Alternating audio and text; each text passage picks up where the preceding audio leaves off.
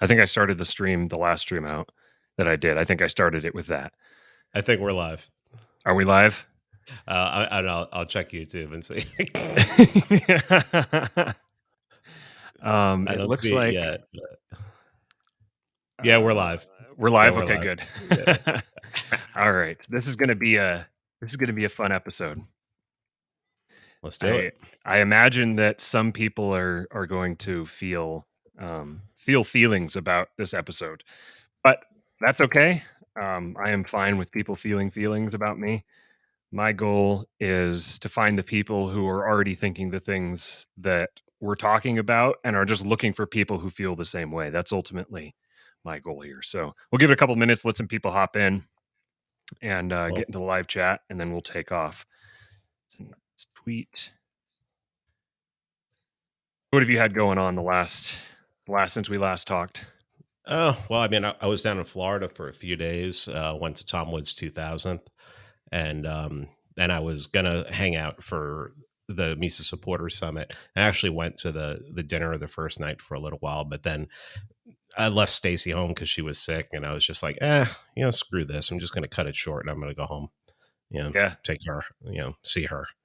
I was gone for like 6 or 7 days at that point. It's like, geez, I mean, she's like, dude, you can stay and everything. I'm like, I can't do this anymore, man.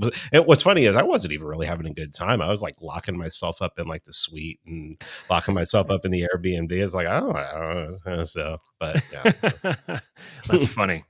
Yeah, yeah, that's having just gotten home from a 2-week road trip. I can imagine. I know how that feels. We were very ready to get home by the time things got to that point. 4,000 miles in 14 days with 13 hotels with a 1-year oh, old. no, no, no, no, no, no, no. That sounds like I would be just like Xanax, like friggin' Pez. I need a Pez dispenser for my Xanax. Ping, ping, ping. Yeah.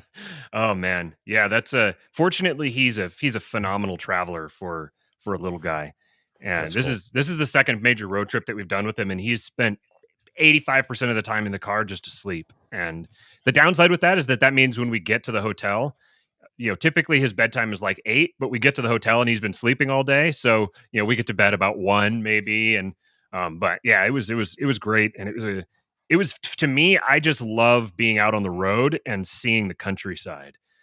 Yeah. This is a fucking gigantic country that we live in. It is huge. And you could tell that most people who talk about it, most people whose voices are heard kind of in the zeitgeist, definitely live either on the coasts or in urban Yeah. areas, because you get out of the urban areas and it's a completely different country. The people are different. The everything is different. It's totally wide open. And you live It's kind of out in a rural area, don't you? Yeah, and the thing is, most people don't know. I'm up in Northeast Ohio, and most people don't even realize how big Ohio is. Like if I were to like people are like, "Oh man, I live in Kentucky." Come on. I'm like, "Dude, that's like 5 hours. That's like 5 or 6 hour drive." I mean, it's Wow. like literally, yeah. To Columbus is 2 hours. To Cincinnati, it's almost 4. I mean, that's It's a lot bigger than I thought. it's a huge friggin' state, and then you just as you drive further out, the furthest I've driven, because I've always been on the close to the East Coast. The furthest I've driven to St. Louis, so I've driven to the halfway point, and that's a long drive. I mean, oh, people don't realize, they just do not realize how huge it is and how different people are. I grew up in New York City. New York City has a certain kind of people, and the people in Iowa aren't the same.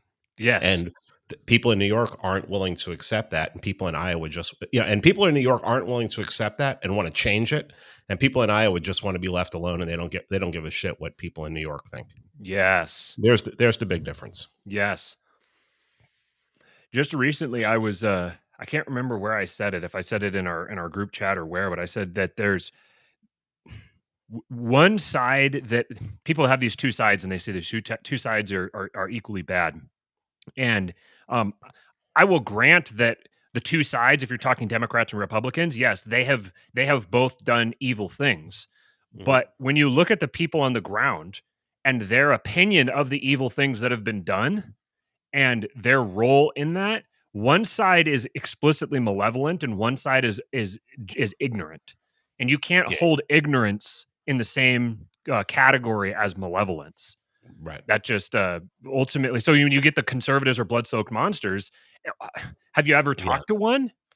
Well, it's also one of those things where you're like, well, we need to go out there and preach a libertarian message, and we'll put it out there, and the libertarian message is for everyone. Why would you want to do anything in the GOP? They're a bunch of blood-soaked monsters. They support they support the drug war. Well, it's like, well, pick one. Pick one. What is the libertarian message for everyone, or are some people just beyond the pale? All Mhm. right. Well, I tend to believe that the libertarian message isn't for everybody, and the people that it isn't for need to be separated. There we go. There's a good little clip. Someone's gonna pull that out. I can't wait. So that's actually a good that's a good segue. I'm the master of the segue here, supposedly. So that's a good segue into. I want to make a little kind of a little statement here before we get started that uh, the goal in this conversation is inspired by a conversation that's being had online, and a few different people have asked questions about the whole post-libertarian thing. And I mean, again, we don't want to be identified with this label, and we haven't really asked to be, but it keeps happening, and labels being what they are. I understand when someone is talking about the post-libertarians, in their mind, I understand that they're talking about me and the people around me in our group. So I recognize that, and I want to take an opportunity to address some of the things that are being said, but I've really waffled on whether or not I wanted to wade into this, because my goal isn't to be hostile and combative. My goal isn't Yeah. to pick a fight. You've always been about, I'm speaking to a certain people. I'm not. I don't even think you even if there are people that you agree with 90% who think you're way out of bounds on however you want to approach everything, you're willing to talk to those people. But if they don't want to talk to you, it doesn't bother you. Right. And here's and let me just, when we start off about this whole post-libertarian thing, and this will be quick, I know it's your Yeah, show. yeah, yeah. No, go um, go for it. People don't even realize how much we disagree on stuff. Like Mhm. you and I disagree on strategy going forward. Mhm. Like, I mean, I agree with Jason at one point, but I also take it to the point where, well, if you get to the point where Jason is talking about, then I think that's when you can start looking at politics and And looking at local politics. I'm actually moving in that direction as well. I don't agree with Jason on everything. We actually have had sharp disagreements on a lot of things. So I even um I'm in the process of updating some of my software in that area as well. But continue. But Adam Patrick doesn't agree with us. Yep. Mark doesn't agree with us. Mark Metz, Mark Claire. I think Mark Claire is probably the most clear thinker out there. I mean, he's open to a lot of different things at this point. He's probably asking questions more than any of us. Andrew's probably the person I'm most in line with. I would say Andrew and I are pretty much down the line and agree on most things. But pretty much everybody else in our little group, I mean, we disagree on so much. The only thing that we agree on is the fact that orthodox libertarianism, whatever these people online who are attacking us, that's what they adhere to. It's a religion, and anyone who steps out of it is an apostate. Um, that's what we're questioning. We're questioning what they're defending, and that's why Yes. they're attacking. Yes. Yes. And that when we're questioning, or at least I'll speak for myself, when I'm questioning, my goal isn't to change someone's mind. My goal isn't to go to someone who believes in orthodox libertarianism and tell them, "Here's why you should stop believing in that." When I say that it's a religion, I don't mean that derogatorily. I mean that descriptively. It's a religion, and I don't have a problem with religions. But I think if it's you need to judge it on the basis of it being a religion. You need to treat it like it's a religion. But ultimately, my goal, and with this conversation, my goal is not to go to someone who disagrees with me and say, "Here's why you need to change your mind and stop doing what you're doing and do this thing instead." My goal is to find the people who are in the audience who are listening, who already are inclined to agree with me, And I want them to hear what I'm saying and say, yeah, what that guy said, that's what I'm interested in, because I want to have a community of people who think the same way that I do. I want to have an echo chamber. That's my explicit goal. So if Yeah. so, my goal with whatever we talk about here today is not to attack or be hostile or anything like that. I'm critiquing in a spirit of I don't know, scholarship or philosophy. I'm trying to critique to break down some of these concepts, because I think it's very clear to a lot of people that there needs to be more philosophical innovation in this idea space. Yeah, the one thing I want to say is I'm of the opinion that we don't need more libertarians or people who believe in liberty. I don't even know if that's possible at this point. I'm sure there's going to be people, there are people who filter in and out all the time. We need a better libertarian strategy going forward.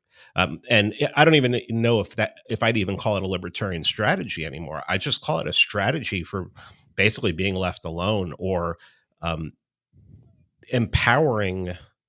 It's like I've been saying this lately, and agorists don't want to hear it because, when you talk about the state, it's like I've been talking about taking over local governments to protect us from the feds or from our actual state. So you take over your city or your county government, and one of the things you do is you provide cover for the agorists while they're building new infrastructure, because you're not allowed to build new infrastructure.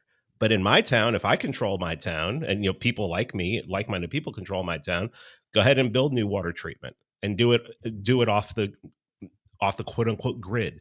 Go ahead and build new electricity. Farm whatever you want to do, and Yes. farm whatever you want, and we will provide cover for you. And you know, uh, Pete now has me wondering who I do. Mark Metz says Pete has me wondering who I do align with most. But yeah, I mean, my whole goal is I used to believe that agorism was the way through everything, but um, what I believe is I believe that agorism is the perfect complement to what's going forward and to the future. I don't believe it can take down the state, because I don't believe a state can. I believe only a state can defeat a state, even a small one. Look at Switzerland. Look at places like that. But and then people say things like, "Well, Gandhi." It's like, well, Gandhi didn't do anything. That country's a shithole still, and they're like, "Well, at least the Brits are gone." I'm like, "No, they're not. No, they're not. The Brits the aren't gone country from the Brits the aren't gone from the United States." Yes, the country of India existing as it does is evidence that the Brits aren't gone, because Yeah, the Brits are the ones who defined it as India. yeah, That I mean, appealing to Gandhi on something is like appealing to Martin Luther King as an authority. Like, maybe you can appeal to his words, but the guy was we don't okay, we don't need to yeah. get We into don't need to go there. relitigating the story of Gandhi. So I Andrew says something very interesting here. Says if you take the numbers, there's 300 or 400 libertarians for every one of the 19,500 municipalities. We don't need three or four. We don't even need 300 or 400. We need 10 good ones. yes. We need 10 good ones who are 10 natural elites, as not even 10, 3 or 4 natural elites, as Hoppe talks about. Yes. When you say libertarians, you said we don't need more libertarians. That I think people will hear that and they understand that to mean that we don't need liberty. Like, we don't care about the principles of liberty. We don't care about creating a society where private property is respected. Like they those two things are being conflated. When you say we Yeah, don't need more libertarians, it's because the way to accomplishing these goals is not through talking everybody into agreeing with us. And yeah. that was the key, one of the key realizations, that in order to accomplish these things, we have to set about engineering them, not trying to sell or persuade people into it, because it's never going to happen. Yeah. Well, and every right winger, pro war, pro police right winger, pro drug war, will tell you that they own their property, that it's Yes. their property, it's theirs. I mean, and then when you explain property tax to them, they instinctively understand that property tax means that they're really only serfs on that land. Show them a better way. I mean, that's what Yes. Andrew's been trying to talk about and everything. And you when you play to their prejudices, that's the way forward. The way Right. forward is to play is, or as Andrew would say, to their incentives. You're speaking to their incentives. Yes. Yes. So you don't you the idea that they have to be persuaded of this abstract idea, and then after the fact everybody's going to team up and create it or something like that. That's the cart and the horse being flipped. You create the thing, and when it's there and people see it, then they can buy into it. So if you're going to build the thing, you need to understand the principles upon which the existing system is built, so you can build the new one. So I had Yeah. a brainwave and wrote a bunch of bullet points in the shower so that I would remember these points so I could get them out now. So I'm going to go on a little bit of a rant, but before I do that, I need to thank our sponsors. So the first one is Paloma Verde, Paloma Verde CBD. Carlos and Vanessa are fantastic people. I got the opportunity to go down and meet Carlos and Vanessa and some of their other family members while I was in Texas, and they are the definition of good people. They've got a beautiful house, fantastic house, and they're building their lives from the ground up. They are controlling the source of their income, like we talk about on this show and on Wealth, Power, and Influence, and they are invested in their community. And so one of the things that they've done to invest in their community is they've created this company called Paloma Verde CBD, and they sell some of the best CBD products I've ever had. In my experience, CBD has always been kind of number one, it hasn't really affected me that much. I haven't really noticed a difference when I take it, when I don't. And then it's typically kind of gross. Like when you try to, there's like maybe gummies or some sort of tincture or something like that, but they just don't taste good. This stuff is fantastic. They're gummies. I've got some of the strawberry lemonade gummies right here. I take one every night just before I go to bed, and I'm sure people listening to this show have gotten tired of hearing me say it over and over again. But I have really vivid dreams, and that's important to me because when I don't have dreams, I don't sleep well. So to me, I can tell that I'm sleeping better because I've started taking these. Um, Total opposite. Total really, opposite. Yeah, that's yeah. funny. That's interesting. I want to psychoanalyze that later. So they've also got. I know they have dog treats. Buck Johnson raves about how great they've been for his dog, and then they've got tinctures. They've got muscle rubs. They've got all kinds of stuff. So if you aren't already consuming CBD products, you should try it out. If you'd like to use our promo code King, it'll get you 25% off any order over $75. If you already have a CBD product supplier, I would strongly recommend that you go with these guys. You'll even get a little, for the time being at least, until they've really blown up and taken over the world. You're going to get a little handwritten note even with each package that you receive, and just a nice little personal touch there. So go support a small business and support Paloma Verde CBD. Also, we are also sponsored by the GOP Mises Caucus, and you guys are going to get a talk about this that'll be coming out, a roundtable that we did yesterday with a group of us. It's coming out tomorrow, or what's today? Monday. It'll come out on Wednesday on this channel, so keep an eye out for that. But in the meantime, the GOP Mises Caucus is a political organization that is actually working to bring wealth, power, and influence opportunities to the lives of ordinary Americans.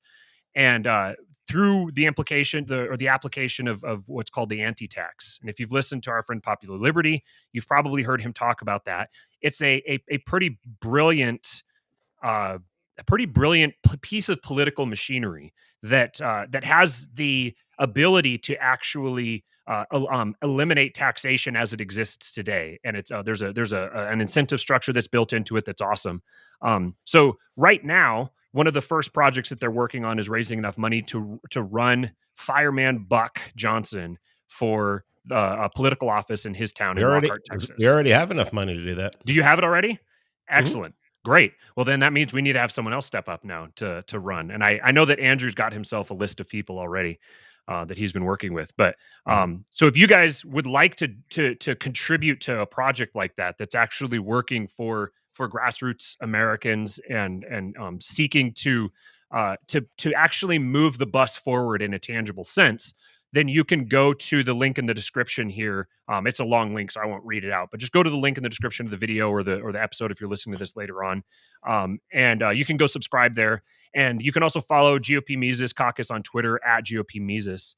And one other point, Andrew asked that if you're going to give like a chunk donation, he would rather you space it out over 12 months. You can sign up to subscribe on a monthly basis, and that helps him with planning uh, and budgeting if he knows he has a predictable amount of income coming in. So So go subscribe there. Go to Paloma Verde, and you also can join our supporting listeners group at subscribestar.com/kingpilled. That'll get you dumped into the Discord. We actually just created a book club channel in there, and everyone's passing around some very based books. So we've got a great group of people in there. And if you had been a part of the supporting listeners group, you could have listened to the roundtable that we did live yesterday. We had LB Muniz and we had Josiah Bartlett and we had Andrew, we had Steven, we had me. We had a really great conversation for almost 3 hours. Okay, there's all the plugs. Did you have anything else you wanted to say before I go on this rant real quick? No, I was just saying, follow the GOP Mises Caucus on Twitter. Sort of been accused of using a name because there's already brand notoriety out there, but I don't think that's original idea. So let's go. Right. Okay. All right. So I think probably one of the biggest kind of aha moments that I've had recently was the realization that there is no such thing as statism. And now that's going to get a lot of people going, but let me make my case. So statism is it's a fake ideology because there is no group of people, no ideology that's dedicated to the takeover of state power. There is no ideology that says we want to use the state. There are many ideologies that say we want to use the state for these reasons. That's what differentiates the ideology. There's nobody who wants control of the state just for its own sake. Now, this might seem like pedantry or semantics, but this is significant because if you treat all statism equally, you're not interacting with the world as it actually is, because not all statism is created equally.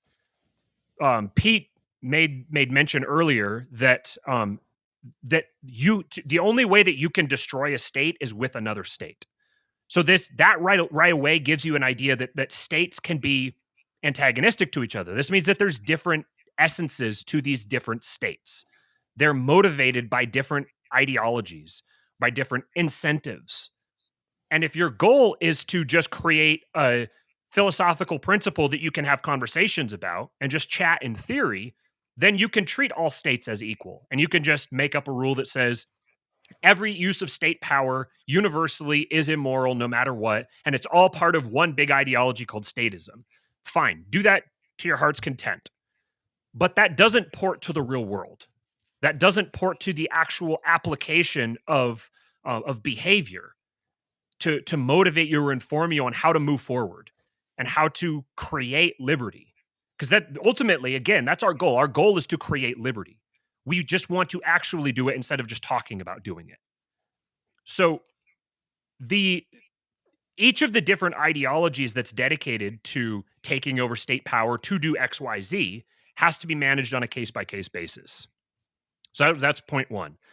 The second point is that, kind of building off of that, is that the implication of the NAP is not thou shalt not initiate aggression.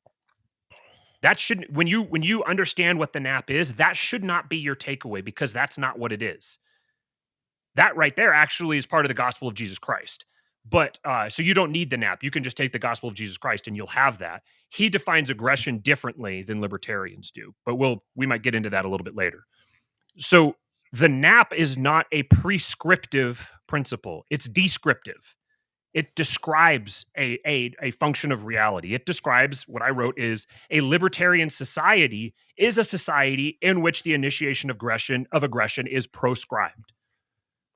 That's what the NAP says. The NAP says if you want a libertarian society, this is what it will look like.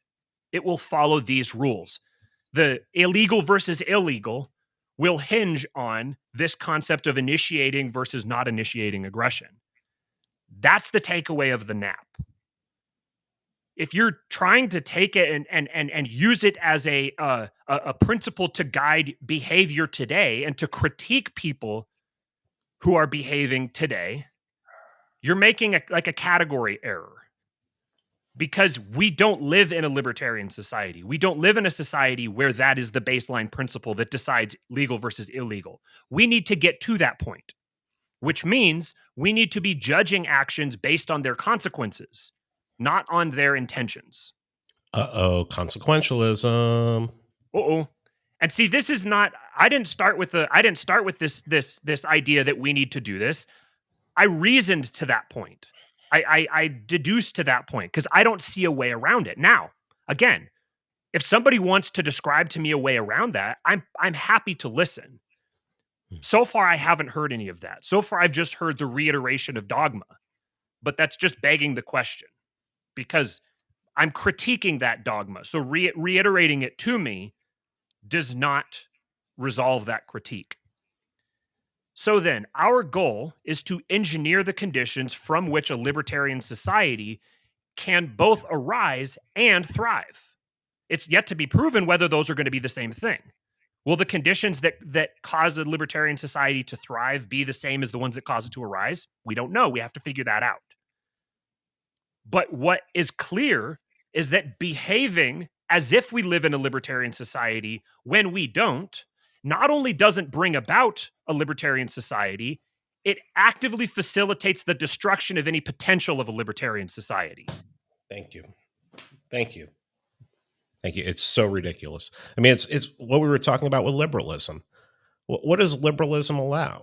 It allows communists to get together and start plotting to take over institutions, plotting to take over academia, plotting to take over media. Why would you allow that?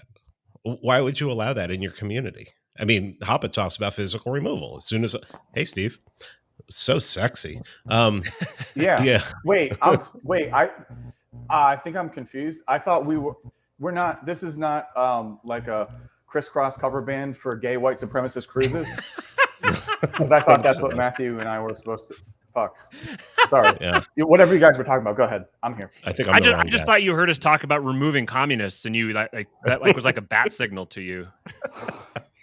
That's how we got kicked out of. I probably never told this story, but that's how that's how I got kicked out of the LPMC Facebook group. Matthew co-signed everything I said, but I think managed not to get kicked out due to power dynamics. But anyway. But yeah, I mean, there's a lesson there. Yeah, so yeah, I've been reading all these books about liberalism and everything, and one thing that I see is that liberalism got us to where we are today. Yes. So it's like you have an open society where anybody can believe, anybody can plot whatever they want, and well, we have basically, and the book Demon and Democracy really does a good job of showing how, when the Soviet Union existed. Yeah, you had people talking about how bad it was, but once you got past like the whole Red Scare thing of the 50s and you got past the, HUAC and all that stuff, it was just, they were trading with them. They were just there. And then when they fell, it's like, we're not going to punish them. They're actually going to be rewarded. A bunch of them became billionaires and, became oligarchs, and the United States adopted their ideology. Yes, when the Soviet Union collapsed, it wasn't because communism had been proven ineffectual. It's because they didn't need it anymore. Well, it wasn't because agorism, and it wasn't because agorism was so strong that it took down the Soviet Union either. Right. Can I ask you a question, since you're a philosopher and Hi, Steve. Hi. When I thought, don't make me blush, Peter. When I was in high school, I fancied myself to be an aspiring philosopher. And I remember that like the guy who was kind of like my mentor, no jokes, he kind of always reminded me to like go back to like nature of man.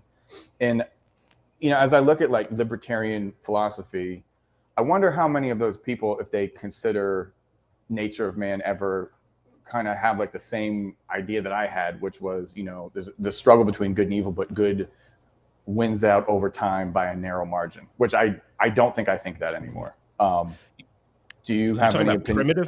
Primitive man? Well, I think primitive man was too busy gathering food and protecting themselves from the elements to even start contemplating their existence. Sure. Because of and I got that from reading this guy, Mr. Kaczynski. Oh yeah, he talks about. Speaking of making Stephen blush, damn right. He talks about that. He talks about that pretty clearly. Says when man got comfortable, then he started to think, and he no longer had to exert himself. Life was no longer hard. Well, life got easier, and man got sadder, and man got more depressed, and man lost purpose, and man is on SSRIs. Yeah, I'm all with that. Now I just try to put myself in the position of somebody who, you know, it's a kind of a romantic idea. If you just leave things to their own devices, there will be maybe some struggle, you know, between good and evil. Like, yes, there will be attempts at corruption, but, you know, sort of the free market will combat these phenomena somehow. But I think in order to really believe that, in order to believe that you can have, you know, communists coexisting with you can have all this openness, you know, like this idea that you want all this freedom, in that your society is not going to be destroyed. That has to be a foundational belief that good will win out over evil, doesn't it? Or am I that's all a product. That's the Whig view of history. That notion of perpetual progress, that man is on an ever upward trajectory, and it's enlightenment. Yes, this is all the Enlightenment philosophy in itself. And it was this exact train of thought that led me to the point where I said the Enlightenment was a mistake.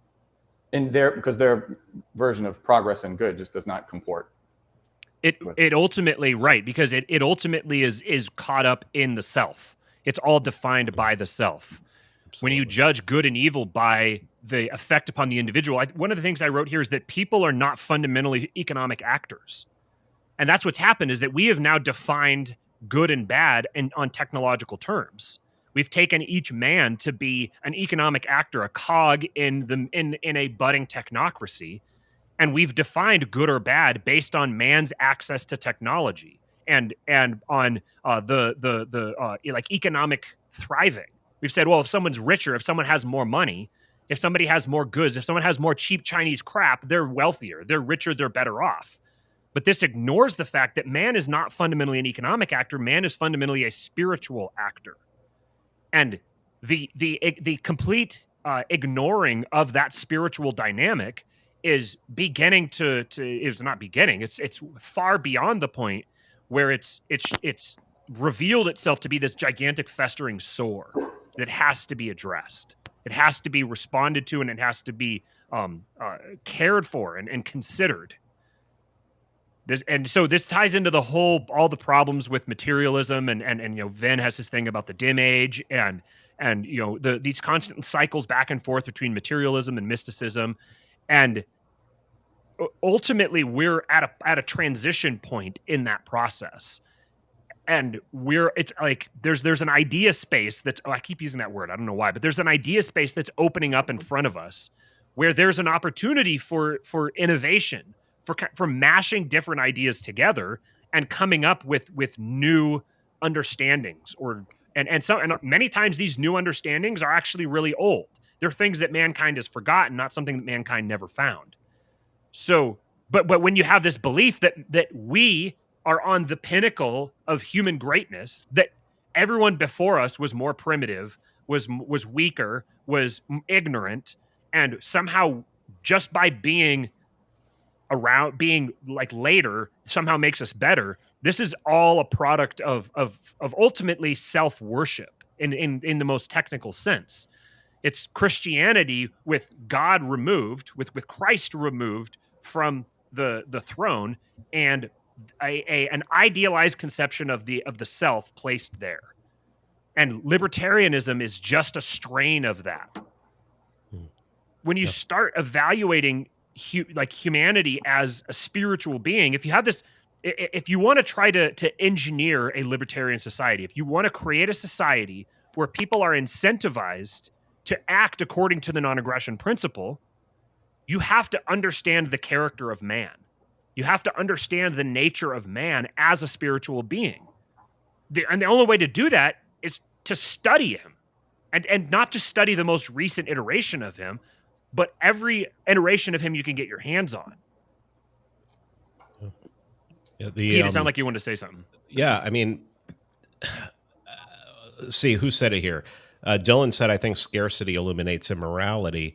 I think scarcity suppresses immorality.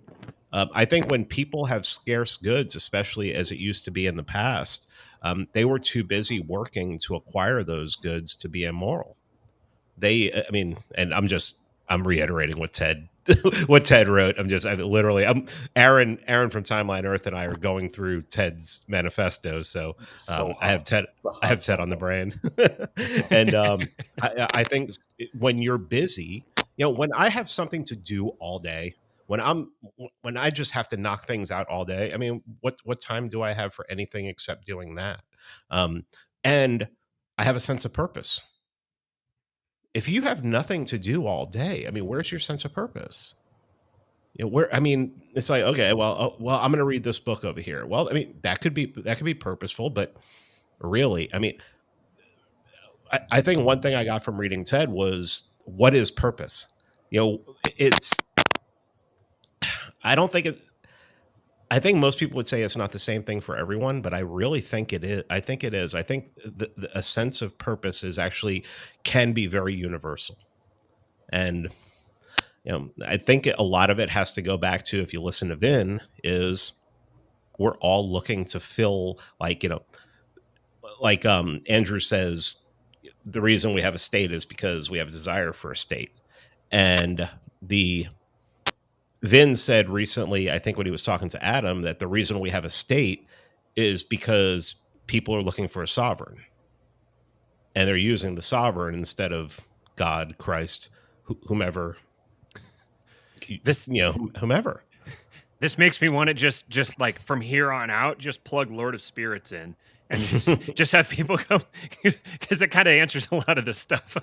Looking for the sovereign, and there are specific forces that are mimicking sovereignty. They're aping sovereignty and drawing people toward them, and people are surrendering their attention, their focus, their worship to those forces. And that's ultimately what's at play here. Once you understand man as a spiritual being, you understand that, like, this is why not all statism is equal, because evaluating things in terms of the state is just, it's the state is just a fraction of the equation. It's a tool that's being used in a larger story. There's a bigger It's a picture that's going distraction. on right now. It's a distraction. The state is a distraction. So if you can, like the idea of a bunch of people who have their shit together mentally and monetarily and spiritually, take over a local town and hold off that state, that encroaching state. I mean, it can open things up to, it can open up your life. People can now start to concentrate on the things that are important instead of worrying about this boogeyman who's constantly there. And then if you can just make that boogeyman irrelevant, I mean, I used to be one of those people who I called people statists. I was always talking about statism. And it's one of those things, just like, posting taxation as theft all the time. I'm just like, all right, so that was me drinking milk, and now it's time to eat. It's time to eat food. Yes, because what is that? I mean, that's just bumper sticker slogans. You're just spouting out bumper sticker slogans that sound good, might pull some people in, and they'll start. But pull them into what? Yeah, and that's the point. Is if you're not giving them a purpose, if you're not giving them choices, I mean, and that's one of the great things I love about our group, is that there are multiple choices. There are so many paths that you can go on. You can go on the path of the anarch. You can go on the wealth, power, and influence path. You can go.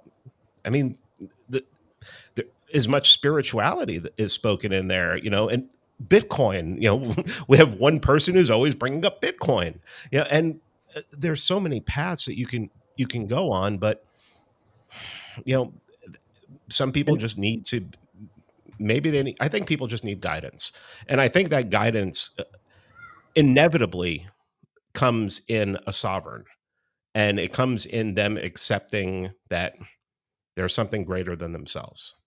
I don't really understand how, I can understand how, like, really atheist libertarians are the way they are, how they just attack because they have nothing else. Yeah, this is their religion, and they're on a crusade, and they're wielding that sword out there. Well, This I right mean, here, Cooper said the state is to, I can't read it up on that screen. The state is to libertarians what capitalism is to communists, same software. exactly. And this is, I've said that libertarianism and communism ultimately in practice, in effect, are indistinguishable. There it's the what is it? I said that they're only different in theory is the quote that I've had, that ultimately libertarianism, communism is only different in theory, because in practice it's the same software, and it's the software of liberalism. Ultimately, that's the program that's running. The program that's running is liberalism, and it just has different skins on it. But ultimately, it has the same core purpose, which is to bait humanity into destroying itself, to bait humanity into self-destructive behaviors. Because when we're talking about people, like, are people able to dictate their own purpose? I can hear people say, "Oh, well, do you think that people should be mandated to have their purpose assigned? Their purpose should be assigned to them?" I'm saying that's what already happens. I'm saying that is inevitable. That's what happens with the vast majority of people, is their purpose is assigned to them. And right now in this society, we have the largest mind control device that's ever been created. And it's assigning people's purpose to them regularly on a daily basis. And if you want to change that purpose, you have to give them a better one. And that better has to be defined by them, because they're the ones who have to choose it. So you really have does to go back consider to their Ted. perspective. It really does go back to Ted, because when you're struggling to survive, like Pete is saying, you don't really have time to think of all this goofy stuff. You don't have to worry about purpose. And I think one of the reasons that people say that purpose is different for everyone is because a lot of these what would be the term? Let's call them surrogate activities that people use to serve as their purpose. Like, those are different, and like they can kind of meander in a lot of different directions. But sort of the original, more universal purpose that Pete is referring to was, I guess we just outkicked our coverage evolutionarily, maybe with technology, and that's why it's gone. That's an age-old part of the story. That's the never-ending cycle. That's Eve with the snake. That's the story of the Nephilim. Like, each time there's this story, it's all throughout paganism, that the gods came down and gave human beings technology. Except paganism says gods came down, gave human beings technology, and it made life better for them because it enabled them to experience progress. And then their lives are better because now they have this new knowledge that they didn't have before. And Christianity says that whole story, all those events are true, except it was bad that they were given that technology. They would have gotten that technology eventually, but they were given it too soon when they weren't prepared for it. They didn't know how to use it. And what we're seeing right now is a technology that people don't know how to use, and they're destroying themselves with it. Well, you want to know why the state is the devil to most libertarians? I want the three of us to put on our libertarian hats and go back a few years. And somebody's good, and somebody asks, "Oh, a friend of mine is interested in becoming a libertarian. What's the first book we should give them?" Anatomy of the State. Yep. So you give them a book on the devil right away. So they're just concentrating on the devil instead of giving them John's Gospel or something like that. Yes. That's pretty good. Yes, that's brilliant. That's phenomenal. This was interesting. There was this kind of epitomized this. I'm not saying this to pick on someone, but he said it, so I'm going to use his words. Ace said that the nap doesn't care about results. And that right there, that epitomizes what we're talking about. If you don't care about results, you're dealing entirely in theory. And again, I don't have a problem with people who want to deal in theory. But once you take that theory and you start engaging with reality with it, you start finding the parts of the theory that work and the parts that don't.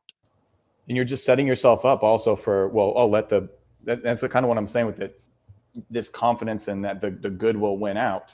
It's just like, well, let the best ideas win. Wait, at some point you're going to get to the point where you say, wait, not those ideas. No. What happened? No, it's corrupt. Who corrupted this? It's the state. Where's the state? I know the state somewhere. Right. Let the best ideas win. Okay, well, these ideas are winning. Do you like them? If you don't, then obviously just let the best ideas win doesn't work. Not that there has to be something that filters ideas, but there will be something that filters ideas. It's inevitable. There's no such thing as a marketplace of ideas. Markets are controlled. Markets are governed by someone. Someone there will govern that market. Someone there will backstop with the use of force the rules that govern that market. And by definition, if that person is the sovereign, by definition, they're the ones who can break the rules, because that's what the sovereign is. The sovereign is he who decides the exception. These are principles of this. This is the actual functioning of the market. When you step outside it and you view it from the outside, markets, to privatize a market is to give someone absolute control of that market. And the person who has control of the market will not be bound by the laws that bind the market. Ultimately, libertarianism, to exist, has to be applied authoritarianly. Yeah. Libertarianism is ultimately authoritarian because property is fundamentally an exercise in authority. So good ideas don't require force. Well, you have to enforce property rights by using force. Thank you. Some people are going to find that. Some people will define that as immoral. You may not define it as immoral, but some people may define it as immoral. So then whoever wins ultimately comes down to the person who's willing to go the furthest or the person who uses the most force. And that's the person who should win. That's the person who does win. And we have to grapple with that reality. If you don't grapple with that reality and you say, ignore the fact that that's the inevitable conclusion, just keep acting the same way in the way that generates that inevitable conclusion, you're functionally indistinguishable from the person who actively advocates for that final conclusion. They know that on some level, though, because, like, as I've mentioned before, they don't ever stop talking about guns a lot of the time. So I think they get it on some, like, intrinsic level that it'll be important at some point. And I think maybe there's just like some sort of mental gymnastics that occur in order to make it out that whoever these guns would hypothetically be used against is violating some principle. But ultimately, I think they know that even this ideal society would need to be protected, protected from aggression or whatever you want. But that's not the only way that it can be destroyed. And so, like, I wonder, between the three of us, how many people could we come up with?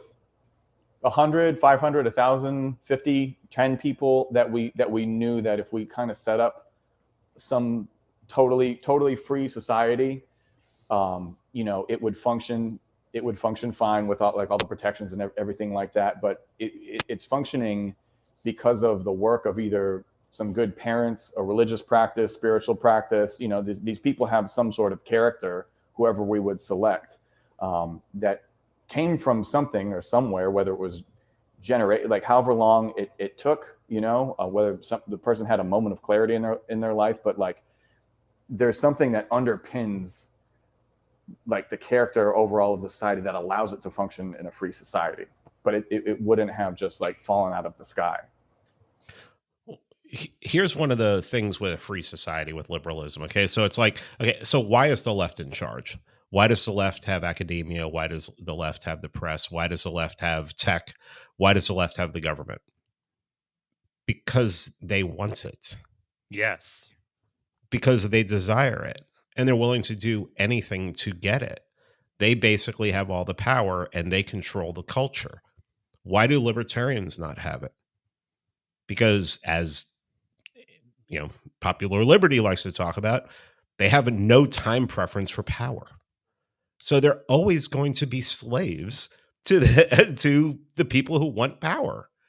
And another thing that he said was, once, a great tweet that I have bookmarked somewhere. He said, libertarians view political power the same way that communists view economics, as a morality issue, that it's immoral. Well, they're not immoral. It's engineering. It's how do you engineer these things to work? Yes. And once you grasp that, you're going to have to understand that if you want power, you're going to have to take it. That's why when, I'm going to make Stephen cringe right now, but when I had Charles on, his daddy, he talked about the fact that if you're going to have a libertarian society, you're going to have to enforce liberty. Yes. you're going to have to smash anything that is brewing up that would take. Charlemagne comes in as a tie. Buddy, I You're love going you if to you're watching. I need you to know that. you're going to have to smash anything that looks like it's a threat to liberty. Why Yes. is that? That Is would- that? Yeah. Yeah. So I saw a tweet today by somebody who said that even if you could use power to smash the COVID regime, it would be immoral and you couldn't do it. And this was a libertarian and a anarcho-capitalist. And it's like, then, I mean, I'm sorry. I can't get down with that. I mean, I'm not going to allow somebody to hold me down and stick a needle in my arm. I'm not going to allow somebody to, I mean, I don't know. You know, I don't even have kids. I don't know how somebody with children holds that view. Yes. You would. It's like, I'm sorry. When you recognize that man is not an economic actor fundamentally, but man is a spiritual actor, then you'll recognize that just because people have extra fancy trinkets now doesn't mean that our society is somehow better off or closer to liberty than past societies. Moldbug illustrates this really well when he asks in his piece about Sam Altman, where he said, I can't remember exactly how he set it up, but it was something to the effect of, would you rather live in the 1950s with today's technology or today with 1950s technology? And I don't think that there's anybody who answers the latter is someone I want very, very far from me.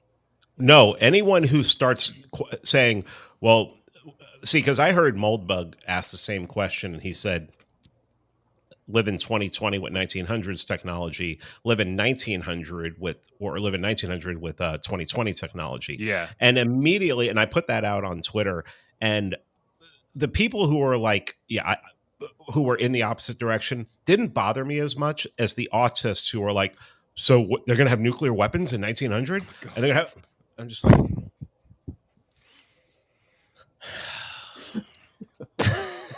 That's kind of impressive. I don't know. You got to give it to him. Here's the thing though. You can't separate technology from today. We don't have today separate from the technology. We have what we have today because of the technology. And this is what we talk about, this mind control device. And there's spiritual bad actors in the world. The spiritual bad actors created the mind control device using the technology, and they're using it to perpetrate the most magnificent frauds of all time upon people. So when those people are wanting to keep unvaccinated people out of their buildings, it's because they have been deceived into occupying a position that is completely divorced from reality. And saying when you say, oh, we just have to worship the self, that the self is the one that decides everything, that all property rights spring from this sovereign individual that everyone contains within them. When you operate on that principle, you're going to wind up with zero liberty. Because there are bad people in the world who will use technology and will use it to corrupt people. And the vast majority of people will not stand against it because the vast majority of people are NPCs.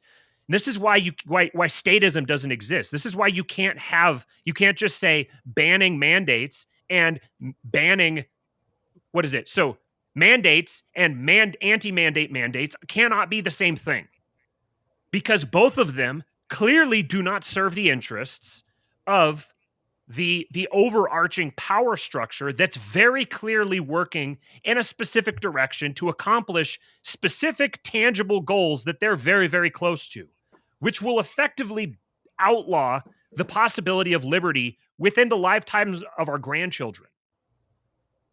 That's what's very clearly happening. And you cannot judge these to be the same thing. They're not functionally the same. Banning vaccine mandates does not promote the interests of the people who seek to destroy liberty. Now, can there be bad consequences from it down the road? Does it create a precedent? Sure. Let's deal with those down the road. We have to counter the bad government we see today before we can deal with the bad government that could come tomorrow. There is a bad government here today that doesn't give a shit about your principles, that doesn't give a shit about liberty, except they actually are explicitly hostile to it. And they are abolishing the concept of liberty on like the cellular level. In a literal sense. In a literal sense, on the cellular level, they are seeking to remove even the functional possibility of individual sovereignty. And if you can't stand against that, if you don't recognize that, if you aren't willing to defend helpless people against that, then I don't want to be associated with you. And if that makes me not a libertarian, then please remove that title from me. I'll go a step further and just kind of go through like a thought experiment that I was having over the summer. And I don't remember if I was trying to do it from like the headspace of a libertarian, but it just ties in with you need to enforce a libertarian society, or whatever that guy, Charlemagne, what's his name? I don't know who you're talking about. He said, but just knowing the idea, this idea of like what, when something becomes force or when something becomes aggression, like I just kind of wonder if you observe the world, that we all lived through. Like, let's say you're a libertarian, you're an ANCAP. Like, would it be aggression to? And you can go further back than this, but would it have been aggression to execute Harvard professors in the '60s? Like, would that be aggression, or would that be actually some kind of self-defense? I just kind of like started pulling on that, and you can just no sell it and say, okay, well, anyway, Steve, and move on. Killing baby Hitler. Yeah. It's all aggression. It's been aggression, even for much longer than that, as we've talked about on the show. But I wonder at what point, like a libertarian would kind of look at that and just kind of maybe not execute, but there needs to be something in for. Here's Daddy with a quote. Charlemagne said, for the people who are listening and not watching, Charlemagne said, state level laws against the federal government are obviously preferable from a libertarian perspective. Duh. You know what I was thinking while we're talking about all this? I remember when COVID started, like all these tweets, a bunch of tweets came out that said, well, this pandemic, makes libertarianism invalid. It proves it wrong and everything. And I'm like, why would anybody in power attack libertarianism, especially the people who like hold that fast and you can't react to anything. You can't do anything unless you're reacting. You have to be attacked first before libertarianism allows all of this. We've already talked about this. Liberalism allows all of this. It allows a fascist biomedical state. I mean, that's basically why this can happen, is because we don't have people who are willing to step up and go, no, this isn't going to happen. No, sorry. It's like, no, we have to wait. I mean, the precious nap. Oh my God. And you have to, I mean, it's so, and I think the reason why I can speak to this and we can speak to this so well is because this is how we used to talk. Yes. Yeah, it's not like we forget where we came from. I was a fucking libertarian for a long ass time. I'm embarrassed of it, but I'm glad I did it because it's so much clearer now that it's just so much fucking bullshit. When you start stripping it away, there are some great principles in there, but the praxis is all fucking wrong. You are not going to get where you need to go by telling people to read Rothbard. You are not going to get where you go by standing on the other side of the Rio Grande and as people are crossing over it, handing them Spanish versions of Anatomy of the State. It's just not going to fucking happen. So,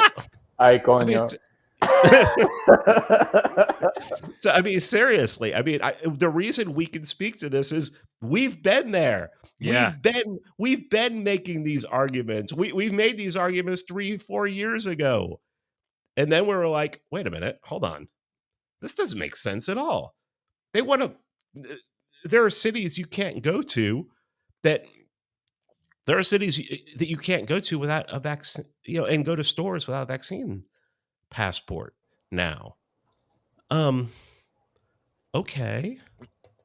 I mean, And the response to that, of course, is, "Oh, we'll just go to different cities." Okay, yeah. and then what? I'll get someone else to shop for me. I'll get someone with a vaccine passport to shop for me. Okay. I mean, how's that different than having a fake vaccine passport? I mean, it's just you're just waiting. You're just waiting out the inevitable to the point where you're going to have to. We were watching. We decided to watch Contagion last night, and I hadn't watched it since it came out. And Stacy wanted to watch it, and when they got the vaccine and it worked, and they shot it up the nose, just like Bill Gates and those polio. Never mind. And then they gave him the wristband that had to be scanned every time they went in public. I was like, 2000, made in 2009, 2010, released in 2011. Virus comes from a bat, goes into a pig, which, if anyone knows anything about Event 201, they're just thumbing their nose at us. And what has libertarianism done to stop any of it? Nothing. So again, this is why statism just doesn't exist. There is no such thing as statism. There are people who are using the state to do specific things, and they're telling you what they're going to do. They're advertising it everywhere. They're broadcasting it. And the best, in certain cases, the only way to combat that is by using state power. I don't see how this I don't understand how this gets beyond people. I don't understand. I mean, And that fits in with the whole wealth, power, and influence thing, because I mean, I've heard you say, and I've heard Jason say, well, if you get to the point where you have wealth, power, and influence, just buy a politician. exactly. They're for sale. And don't alienate one like Tho Bishop. You know, like something that you were mentioning about, you know, these different paths. They all kind of can work together. You know, someone who, you know, Pete's thing is taking over, you know, small towns. You know, in Tho is doing his thing in the Republican Party, and you know, Andrew's got his thing go. They're just like, not to be a meathead, but just like they're giving you just like that little inch of like relief from a choke in jiu-jitsu while you can just kind of like scramble and try to get your shit together. And so, you know, that would be maybe like, you know, these fucking crazy Bitcoin people, and you know, these people building alternatives. You need space to be able to do that. And like, it still may be whatever's coming, you know, may very well be inevitable. You know, but that extra time is not going to hurt your endeavors. Your mic is having some issues, Stephen. Your mic is having some issues, bitch. You hear that? People tell me that to read Rothbard, and I'm going to start telling them to read Popper, because there's certain things that you cannot tolerate, certain things that cannot be tolerated and must be addressed with whatever means are possible. You have to deal with the things as they exist on the ground. Someone here said in the chat, I just wanted to highlight it, you might be able to get someone to shop for you, but no one can walk onto the boxcar for you. There's something I was going to say here. But the last point I had here was we need to address the root issues behind state actions and judge them and support or not support them accordingly. Ultimately, Ron DeSantis. So, for example, Ron DeSantis here is now offering $5,000 to any police officer who doesn't want to be vaccinated, who wants to relocate to Florida. And when you have a single, what's the word here? Like a single dimension upon which you evaluate these things, where you say, you know, oh, well, he's going to be using tax dollars to do that, so it's wrong.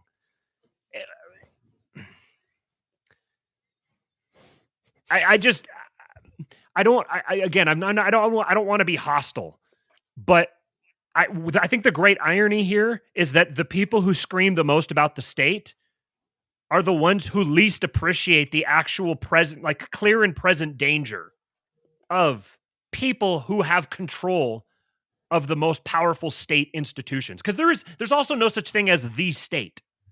That's like a theoretical shorthand that people use to have conversations.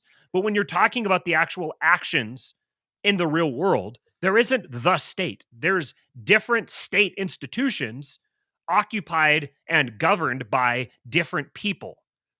and their behavior differs based on who's there. And they have different levels of influence, and you can't just treat them all as one big lump sum. So ultimately, I think it's pretty clear that our best case scenario is creating a parallel economy. It's creating a parallel society where we can go our own way from people who are attempting to enforce things on us that we don't want. And that situation, it's almost like there's a gunman and there's a gunman in the room. And or no, there's two people having a conversation and there's a gun on a table across the room. And there are people who are edging ever closer to that gun. And we can see very clearly if they get that gun, the rest of us in the room are dead. And certain people want to sit down and have a conversation about whether or not, if you were in a situation like that, it would be acceptable to use the gun. And they're calling attention to the to torture the analogy. They're calling attention to the people who are trying to go get the gun. Man, to it's just prevent two it from being sides used. of the country just arguing about how the other one should live, brother. Boomer Patriot makes an appearance. And all I want to do is own slaves. Well, we made it to 1,000 subscribers. I cannot wait. Thank you, everybody, for supporting the channel along the way. It's been a good ride. They need to make Twitter profiles where you can put a video clip in there instead of just a picture, and that needs to be the video clip in your Twitter picture. All I want to do is own slaves. You know, whenever you talk about secession, you'll have some leftists come in there and be like, all you want to do is own slaves. It's like, what? Yeah, right. Who taught you to say that? Or where'd you come up with that? I don't even know. I do have offered that that BoomerCon's Constitution, because they really do have a special place in my heart, as like they were kind of able to sort of immediately get to the point that a lot of people are at now, where when they hear about libertarianism, it's like, oh, some good ideas. That shit's never going to happen. You have no fucking idea how to do that. You guys don't seem like you know how to put your shoes on the right way. Anyway, and they just kind of like move past it. They contextualized it in just like an instant of like hearing about it. And I don't know, that there's something to be said for that. I don't know what, but there's something to be said for it. They're the biggest allies right now, probably. Yes, absolutely. Like and again, if you're dealing with the world as it presents itself in front of you, there isn't dueling regimes that are both attempting to enslave libertarians, one of whom is a super powerful right-wing institution that wants to force everybody, that wants to force women back in the kitchen and wants to ban gay marriage. That doesn't exist. That regime doesn't exist. Now, the regime that actually exists is selling that idea. So if you're buying that idea and you're reinforcing that notion that, oh no, if we let DeSantis ban vaccine passports, then pretty soon slavery is going to be back. If you're treating DeSantis banning vaccine passports as an actual threat, you're actually selling regime propaganda. That's what you're doing in effect. Again, this is the world that we live in, not some hypothetical world where I don't want to specifically target people, so this is something generally that people say, but they'll have these theoretical conversations about the NAP, and they'll say something like, well, you have to prove XYZ. Prove to who?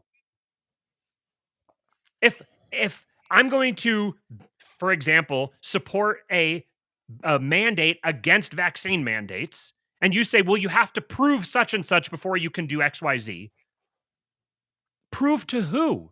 This isn't a hypothetical thing where there's like some sort of jury sitting just out of sight. We're not in a movie that has like a bunch of people watching and they're going to judge the movie at the end and say, you know, yeah, you proved sufficiently, so that thing you did actually wasn't aggression. That doesn't exist. It's like when Pete is kind of talking about this allows a space where they have to wait. It's just like, it's like someone in like, you know, like a level of like self-defense where just like you have to wait till someone like actually like punches you in the face. Okay, well, maybe you can tell when they're about to swing. Okay, well, maybe you can tell by the way they're walking up. It just gets more and more sophisticated versus right. Like, you know, it seems like, you know, there seems to be some people, I'm not even including myself in this, just other people who are capable of reading the tea leaves and kind of can see what's going, although it's very fucking obvious at this point, you know, but have been able to read the tea leaves. It's like, hey man, you might want to just like sort of take their word for it. You know, things aren't going to go great. And what's I don't know if it's good or bad. I do think there are going to be more people who sort of come around to this way of thinking in some time. You know, I don't know how time sensitive it is. I don't know if it's already too late. But hell yeah. I don't even know what the fuck I was talking about. If you don't watch these videos, if you listen to this as a podcast, you're a pedophile. You really have to go on YouTube. What the fuck was I talking about? Pedophiles. How are you going to do this to me? Pete came on here to sabotage our show. Wow. I don't remember what you were saying either. I have no idea. Oh, Jesus. Something about creating a space for, and that these people in the future could be your allies. Something along those lines. I think it was wasn't it. Talking about boomers. Yeah, okay. No, about how it immediately came back to me when you took that off. That was a very long con. Amy's right. Yeah, I don't know. I do think that there have to be some people who are kind of coming around to this way of thinking, especially people like this guy Charlemagne, maybe going back and listening to our old podcast and getting some ideas, and then going out in more of a public space where we sort of want to lay back and come on the show, man. Well, I'll use avatars or whatever the fuck that thing is called. It'll be so fun. No foreskin question. Maybe one at the end. But yeah, I do think people are going to start to come around to it. I don't know what good it will do. Like, I don't know what good it is that I think the way that I do, but I do think it's going to get some more traction. For me, my cutoff was sort of just I was frustrated during COVID times, and then over the summer, I got very frustrated. And then sort of by I don't know, post-election, let's say pick a random date in January, we'll say the 6th.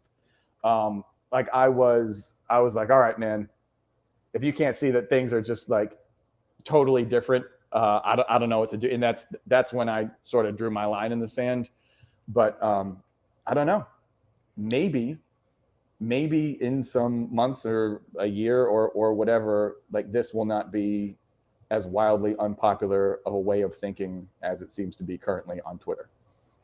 It's interesting, springing off what you're saying there. One of the first things that got me thinking along these lines, that made me start contemplating these ideas, was at the beginning of COVID. And I think both of you have said this at this point. If the last 20 months I love how at first it was the last 18 months, but we have to keep saying it, so we have to keep changing. Now it's the last 20 months. If the last 20 months didn't make you look at the world differently, I don't trust you. So one of the first things for me, so early on, I was talking about COVID before anybody else was, just because I follow weird niche circles of people on Twitter. And so I heard people talking about it long before it actually hit the news. And I took it very seriously at first, because by all appearances, the evidence that we had at that point, it was a serious thing. And when it hit the mainland, it seemed like there was a serious, it was kind of okay, this is actually a serious illness. You really don't want to get this. But now we're having to try to figure out how to balance these things. It's become clear since then that, well, I don't want to get the channel banned yet. So I'll just, you can finish that sentence for me. But at that point, I was like, okay, so in a libertarian society, in a society the libertarian society that Lolberts imagined, which was the one I kind of bought into then, what would you do in the event of an actual serious virus like this being released? What would you do in the event where there was an actual contagion going around that was legitimately killing people the way that they said this thing was? How do you manage that? If I was in a position of leadership in the state today, and I was confronted with evidence that was actually happening, I would feel like I had an obligation to to lock things down, to prevent people. It's you may think that you want to just go rooting around and doing your thing, but I have knowledge you don't, and I have the power to lock you down. So I'm going to lock you down now, and you'll thank me later. I don't know how to reason around that. So this means if you're in the business of providing statecraft, if you're in the statecraft provision industry, you have to be able to reconcile these issues, that there are going to be times where the masses have to be forced to do something they don't want to do. And there's going to have to be people who can do that or you're looking at the extinction of the society. These are difficult questions. I don't have an answer to them, but I found that not only did nobody else have an answer, everyone else was crucifying anybody who was asking that question. And I'll tell you what it is. Super contagious Ebola or something. Like if this, you're saying, I didn't even know Steven saying, was still there.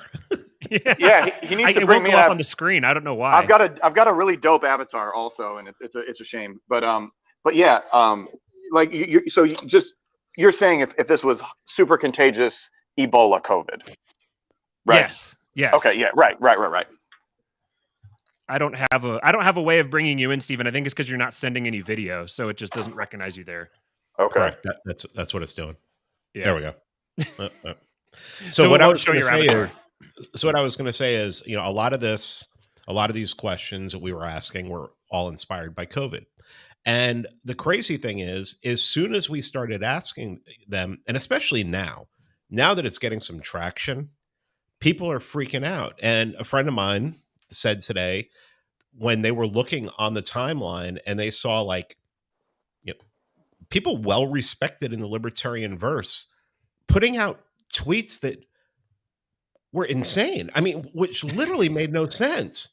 He said, what you are experiencing by asking these questions is a literal moral panic in libertarianism.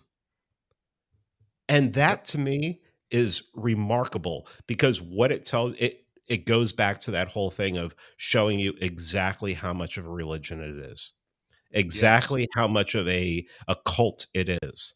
Because religions, I mean, Catholic Church, you walk out of the Catholic Church, you never come back. You might get a couple letters. You know, Christian church, you might get a visit. But a cult, they're going to track you down and they're going to keep hounding you. So, you know, I guess a perceived apostasy turns into a moral panic. And it's just, I don't even know where to go with that. You know, what do you do? You just ignore it, talk a little bit about it, and just go back.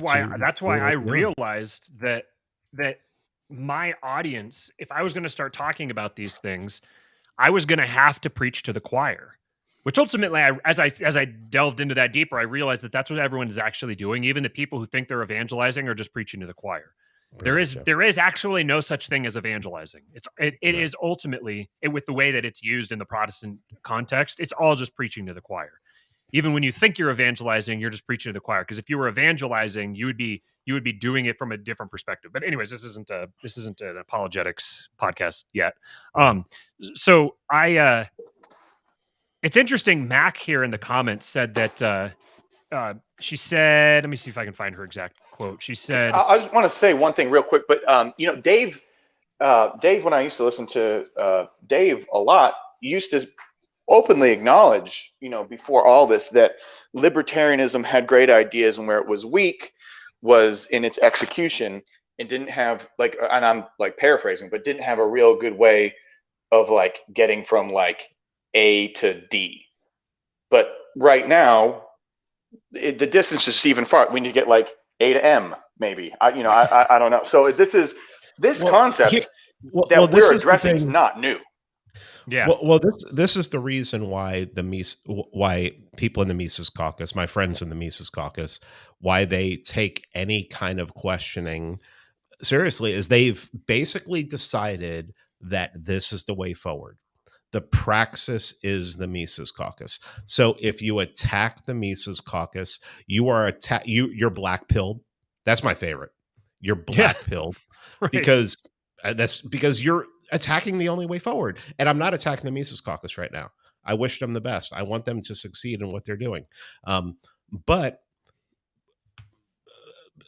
I mean, it's like me saying that the only way forward is taking over your local town. I also think that agorism has a big part of that. I think wealth, power, and influence is a big part of that. I believe getting yourself spiritually correct, getting yourself spiritually in line is probably the biggest part of that.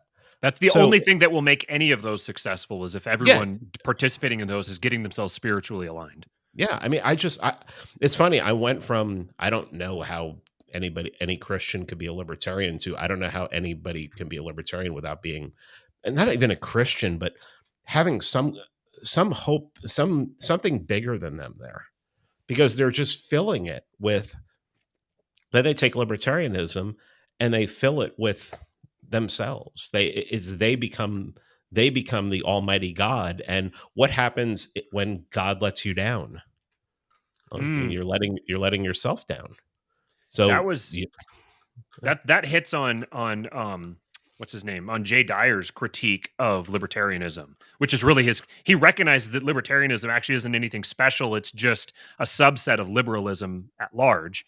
And Right. and all of them are all part of the revolutionary capitalist tradition, which is a product of the merchant class. And if you understand where the ideas came from, why they were conceived of, how people arrived at them, they arrived at them because they were looking for ways to get around divine authority.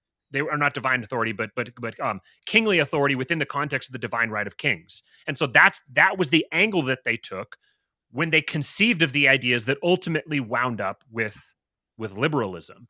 And his critique of it is ultimately that it's entirely materialistic. It's based on empiricism and rationalism. And these are all materialist fundamentally. And they ultimately don't have an answer for anything that's not material. Now, I had an interesting conversation starting in our chat with Josiah, where he's noodling with the idea that there's no difference between material and immaterial. And I understand where he's going with that. I'm interested to kind of play with that idea. But there's enough appealing ideas in libertarianism that they can have the same plausible deniability as someone who you see through it, but they're going to say, well, how are you going to argue with the fact that Black Lives Matter? I'm not trying to be funny. That was very funny. I was going to say another thing that Jay Dyer said was, he said the only school of libertarianism that I can even get down with is Hoppe. Yes. And why? Yeah. Why did he say that? Because Hoppe understands culture. Hoppe doesn't put down religion, doesn't put down faith. As a matter of fact, he sees it as something that's crucial. Mm-hmm. Yeah, it's like with the even with the topic of drugs, it's like, look, man, I'm coming from like eastern and central Massachusetts. You maybe don't want heroin anywhere near your community. There's not a guarantee that if Ancapistan is instituted tomorrow, that it's the best idea. Damn it. Damn it, Pete. All right, I'll shut up. I found the comment from Mac that I was looking for. It for whatever reason it didn't show up in Restream. She said it's interesting that people take this as an attack. Why can't you ask those questions? It's bizarre. And that was her responding to me talking about, if we were actually dealing with some sort of an existential threat of a contagion, how would a libertarian society, from the conception of would you call it like we'll just say Ancapistan, because actual Ancapistan will not look the way that most people think of Ancapistan. So we'll use Ancapistan as a stand-in for that sort of Lolbert view of what a libertarian society would look like. You would have to forcibly violate people's rights in the context of a libertarian's perspective of it in a situation like that to prevent the complete destruction of the society. And if you start asking those questions, if you present that as a dilemma, like I'm presenting that dilemma because I'm trying to, because I want the ideology to stay together. I want it to be coherent. And it's like, hey, there's a flaw here. We need to solve this flaw. And then you just get yelled at for it's like, no, I want to keep my thing that's flawed. And it totally made me think of this meme here. Memes sometimes will convey these things a lot better than words. So this one here, it's like, if I'm presenting a potential flaw in your argument, it's because I care about the argument. I want the argument to be better. But then if you come at me like this, like, no, don't fix our thing. Don't make it better. Well, okay, fine. Then I'll just leave. And you can go on continuing to embrace this flawed ideology. It's not that I think that the ideas of liberty are flawed. It's that I think that they're incomplete, and holding on to them as libertarians do today makes them flawed. You have to have a comprehensive picture that takes into consideration all of the relevant data. This is another. I want to give a shout out to Nick Cooper here. Really great point. He said, "I'm starting to think that the NAP for libertarians is like the Constitution for conservatives. It's useful only if everyone in your society or country adheres to it. Otherwise, it's worth no more than the paper it's written on." And I put that up on the screen there just so that he gets his full shout out. That I think that's actually perfect. Ultimate, and that should put it in a way that if you're someone who's already inclined to buy into what we're talking about here, that should make our position really, really clear. It's not that I have a problem necessarily with stuff in the Constitution. It's that as long as it's just a piece of paper, it doesn't do anything for us. And it actually can function as Lysander Spooner pointed out, it can function as a counter to itself. It can make itself worse because when it's there, people think they don't have to do anything. It's like, I don't have to protect my rights. I've got a Second Amendment. If the Second Amendment doesn't protect your rights and you're not worried about protecting your rights, then the Second Amendment's presence has actually made you, it's incentivized you into behavior that involves the forfeiting of your rights. And you see this now when people will talk about, as long as they don't start going door to door collecting guns, then I'm not going to do anything. Okay, so they're going to do absolutely everything except for going door to door collecting guns. And now they've taken everything that you were protecting with those guns, and you never even fired a shot. When you say this is my line and I won't cross that line, when you make that evident to the entire world, you've just written the code for enslaving yourself. Yeah. I think what Mac says here is this is why Hoppe is also hated, because no one wants to talk about what must be done. They just want to circle jerk on podcasts. And I mean, it's true. You know how I can say it's true? Because I did it for 3 years. Mm-hmm. Yeah, I'm guilty of it and everything. And now I'm reaching out, trying to figure out ways forward. And, I think Hoppe had the answer in 1997. I mean, can you imagine? I think we said it when we were doing the live stream with Andrew, reading What Must Be Done, listening to What Must Be Done, talking about how, can you imagine if some people had run with that 25 years ago, what the country might look like? You'd have pockets of gold and black in certain places. It's just, yeah. I mean, I don't know. People just, and the problem with them is, it's like that thing I told you I had seen on a question that somebody had put on Facebook. It said, who's more statist, Hoppe or Rothbard? And they're like, oh, Hoppe, hands down. And it's like, I mean, what strategy do you have for getting to 10,000 Liechtensteins outside of the state? Because you're not going to get to Ancapistan. I'm sorry, it's not going to happen. Marx and Engels actually ended that argument a long time ago. You just don't collapse the state. You collapse the state, people are going to beg for the state back, and the people who own the state in the first place are going to give it to them. It's just, and there may be some people who can branch out and have their little outpost here, but they're going to come for you sooner or later. Yeah, if your assessment of reality is entirely materialist, then it doesn't take into consideration like mind viruses, the types of which, like once that virus has been released into your population, you're never going to get the whole live and let live thing. You're never going to get that where people just don't create a state. So if you're trying to get to a point where there is no state, I mean, the only way to do that would be to just kill everyone who wants to create a state.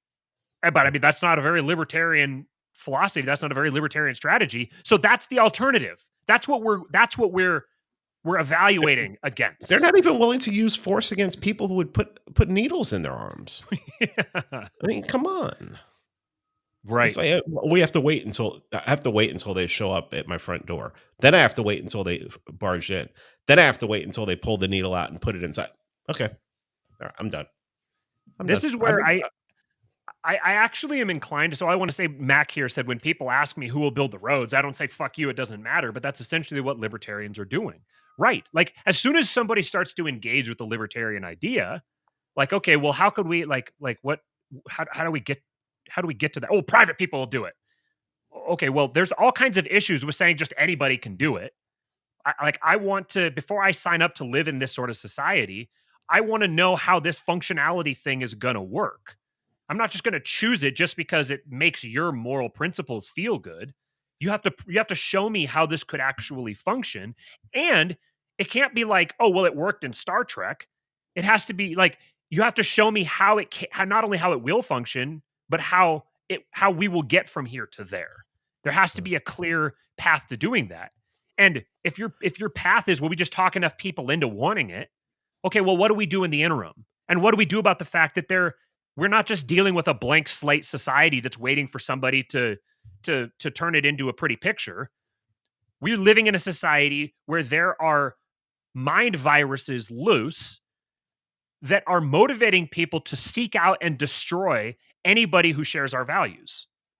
So you have to be able to also act to not just act defensively, but you have to be able to go on offense as well.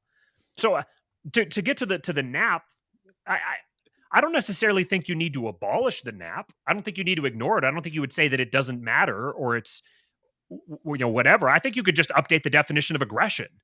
You just have to update the definition of aggression to involve spiritual aggression. If there is a mind control regime executing a massive fraud on people and working against all costs, like that is, it's like a living mind virus. Look up the concept of an egregore. There's like egregores are it's a real thing. Whether or not it's actually real, functionally, it's real. You have to be able to grapple with that. You have to be able to confront that and engage on that level. So when you're saying, well, DeSantis is actually initiating aggression on these people, it's because he's not initiating aggression on those people, because those people are not sovereign, independent, individual actors. Those are people who are caught up in a spiritual hysteria, and they're acting as the front for a spirit of deception and fraud and tyranny. You have to upgrade. I was going to say you have to update the NAP in order is such that the response is not Harvard is a private university. It can hire all the professors that they want, and that the best ideas will win out, and any of this silly shit will just get destroyed in the free market. And there's no one's whatever definition of the NAP you need to avoid that mentality is how you need to update the NAP. I want to address something here because I think I might have a unique take on it. John Holton asks, what force do you think is okay that current hardcore Rothbardian libertarians wouldn't be okay with? Is that an issue of individual cowardice or the NAP? They all seem like talking in circles. Okay, here's what I would say. Okay, if you're going to commit violence against, let's say, state actors, it has to be state actors committing violence against other state actors. Then it's then in the eyes of the public, in the eyes of people who have opinions, it is legitimate violence. That's why taking over your town, having all the influence in the world on your government, and if these feds want to come in here, having your local police department with duly deputized people waiting there to stop them from coming in, that's the way to do it. Also get the hell out of cities. But that's the way to do it. It has to, you want it to appear as to be the most legitimate violence possible if you are going to fight violence. You do not want them in your town. You don't let them get over the border into your town. Once you do that, you're screwed. People are going to get hurt. You have to meet that force, and it has to appear to be legitimate. And that's why local politics is the most important thing that you can do if you want to fight against a lot of these things. You're taking a page out of their book by the legitimacy thing, right? I mean, that's what they do. They make all this stuff look legit. Yeah. Right. Exactly. Yeah. You're making a pragmatic point that this is, you can't separate. We were talking about this in our chat just before we went live, that you have to be pragmatic simply because something cannot be good if it can't exist. An impossible standard is as bad as a bad standard. If people cannot live up to that standard, then it's actually bad for that standard to exist. So you have to consider these things pragmatically. So there's no difference really between it's not that there's no difference between pragmatism and morality, but something that isn't pragmatic can't be good because it just simply won't happen. It won't work. So when you're engaging in these I guess sort of philosophical meanderings, because I don't have a problem with people that are like discussing these things philosophically. Like, the theory is important. You have to have the theory, but the theory has to be married to a praxis, and they have to feed each other. This has to be a two-way street. You have to be able to update on the fly, and that's not being inconsistent or unprincipled or hypocritical. That's called learning. That's a very basic human process. This is actually what the human species wouldn't survive if it wasn't constantly learning. So people will take this and they'll go the opposite side, and they'll say something like, they'll advocate something that if I read it on here, it would be considered Fed posting, and it would probably get the channel deleted. And we're obviously not saying that. If you're saying that we're advocating like being malicious or somehow going out and doing stuff that's clearly like not just illegal, but it's like clearly immoral, and anybody would consider it to be immoral. I mean, I love Uncle Ted, but like, there are lines that you don't cross if for no other reason than just because it's not pragmatic to do so. Because Correct. like, look where Uncle Ted is now. Do you think he could have done more good? I mean, we can't live in the counterfactual, but I'm not interested in following his fate. I don't want to go that way. Me? Do you know how good he spread the message? Are you shitting me?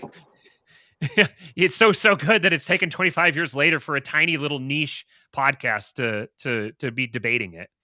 Yeah. I mean, it's just being right isn't good enough. You have to be right and also able to port your rightness into reality.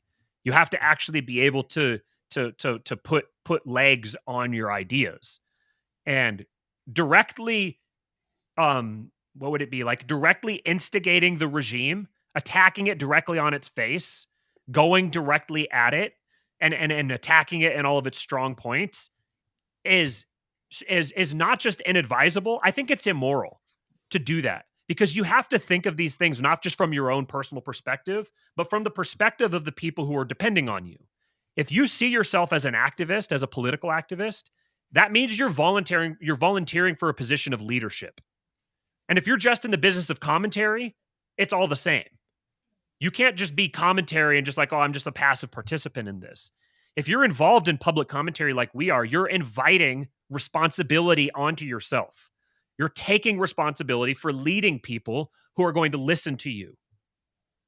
Right now, in our communities, in the world at large, but in our community specifically, there's a really big vacuum for leadership. And we need people who are willing to engage with these ideas and actually engage with them the way that we are. Like, actually making them, I'm saying actually a lot, like making them applicable and relevant to the real world, and dealing with the world as it exists now rather than some hypothetical about it. We need people who are going to do that. And I'm wrestling with this because I don't really want to be in a position of leadership. Like, I want to talk about it and I want to accept that leadership, but I don't want to go beyond that. I want other people to step up and do that so I don't have to. We have ultimately said way too much to be. Yeah, you don't have to worry about. No. Hopefully. Yeah, you're dude. We're good. We got it. We got the out. Yeah, it's called what? January through present, probably. Yeah. Ultimately, don't go listen to our old episodes. Ultimately, I think that a lot of this stuff becomes clear. There, like you said something, Pete, about people with kids, and I think that a lot of these things become very clear to you when you have kids, because the whole libertarian self-absorbed thing starts to fall apart. You can't believe in individual sovereignty in the same way once you have kids. I think it just doesn't happen. Obviously, there's people with kids who do, so it's not a perfect theory. But when you begin looking at this from a perspective of it's our responsibility to protect these people, I think a lot of this stuff becomes very obvious. So when your perspective is, oh, conservatives are a bunch of blood-soaked monsters and they need to kneel and kiss the ring before we'll dare let them into our little circles. Yeah, you're going to wind up with really, really bad ideas. You're going to say and do some really stupid things because your model of the world is broken. But when you recognize that these are people who have been taken advantage of, who've been lied to, who've been deceived, who've been manipulated, and you recognize that they're victims of the regime, and your responsibility is to act in defense of them and to use whatever means are necessary to defend and protect them and promote their interests where your interests align with them. I think that alone is like a mind hack that makes a lot of this stuff pretty academic. Can I ask a question that may not be related to anything, but go for it? It's been touched upon. It. Do you have to run, Pete? I do. But okay. It was great. Thanks, guys. So yeah, really the whole bye, Stephen. Thank you. Bye, darling. Yeah, you know the whole. I wanted to ask him, not you. Fuck. Just kidding. Maybe he'll be in the whole. Chat. I just want to be left alone thing. Yeah, all right. We'll say it's for the chat. The whole I just want to be left alone thing. How much of that is a personality trait, and how much of that is a function of bargaining? And just like your serotonin, if you are quote unquote, if you're a liberty lover, let's say, you know, your serotonin level right now in 2021 is not through the roof. You are not the top lobster. You are closer to one of the bottom lobsters, even though you may not want to like admit it. Like you're like a prey lobster. So I just want to be left alone. How much of that is personality trait? Because maybe there are some people that just want to like keep themselves and be left alone. But how much of that is just a function of just getting shit kicked? You kind of broke up there right at the end, but I think I got the idea. Okay, yeah. Asking. I'd say probably yes. For decades. Like there's probably okay. Gotcha. Right. Okay. Yeah. I'd say that there's probably a good amount of both. That you know that the people who just want to be left alone are going to naturally be inclined toward this kind of thing, and then the people who've gotten the shit kicked out of them for decades are going to eventually wind up here. So I think there's probably a fairly even split on that. I would imagine. I'd say maybe the personality thing would be overrepresented.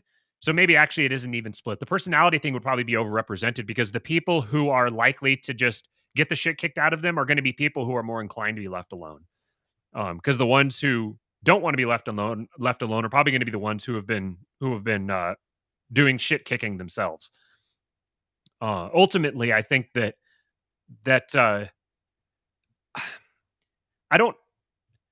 I know that inevitably there's going to be people that take this video and they understand all of this. Oh yeah, see you, Clockwork. It was good to see you, buddy. Thanks for dropping in. Shout out Clockwork Industries. I know that there's people who are inevitably going to take this conversation and they're going to say, "Oh well, look, see, they want to be tyrants. They whatever. They don't respect people's rights, yada yada yada." And I understand that we can't do anything about those people. They'll it'll eat at me, but I can't do anything about them. I think that ultimately my goal is just to find people who are already thinking this, because I realize that we don't need to have all the numbers. We just need to have enough numbers. We need to have enough numbers, and we need to have the right numbers.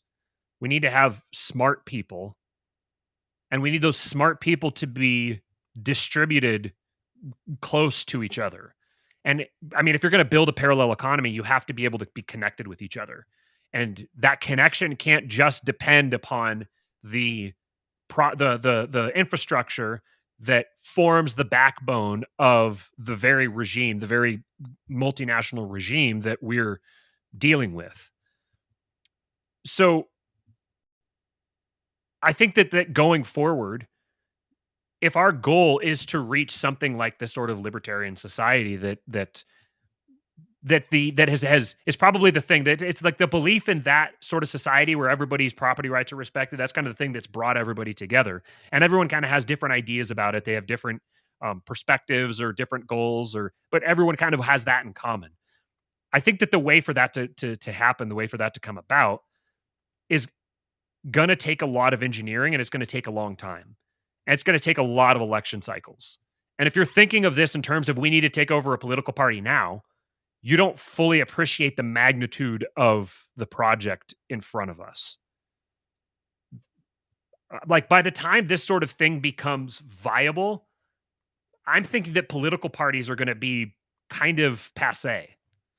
Like, we're gonna have the system is evolving on that sort of fundamental of a level, where we're starting to evolve beyond political parties because politics is fundamentally changing. Technology is gonna force it to change, and that's gonna create good things and bad things. The bad things are gonna come first. This is kind of the story of humanity. Get the technology, get the unearned knowledge, don't know what to do with it, like, end up like the like a kid who took his diaper off after he pooped in it, just sitting there covered all in your own shit.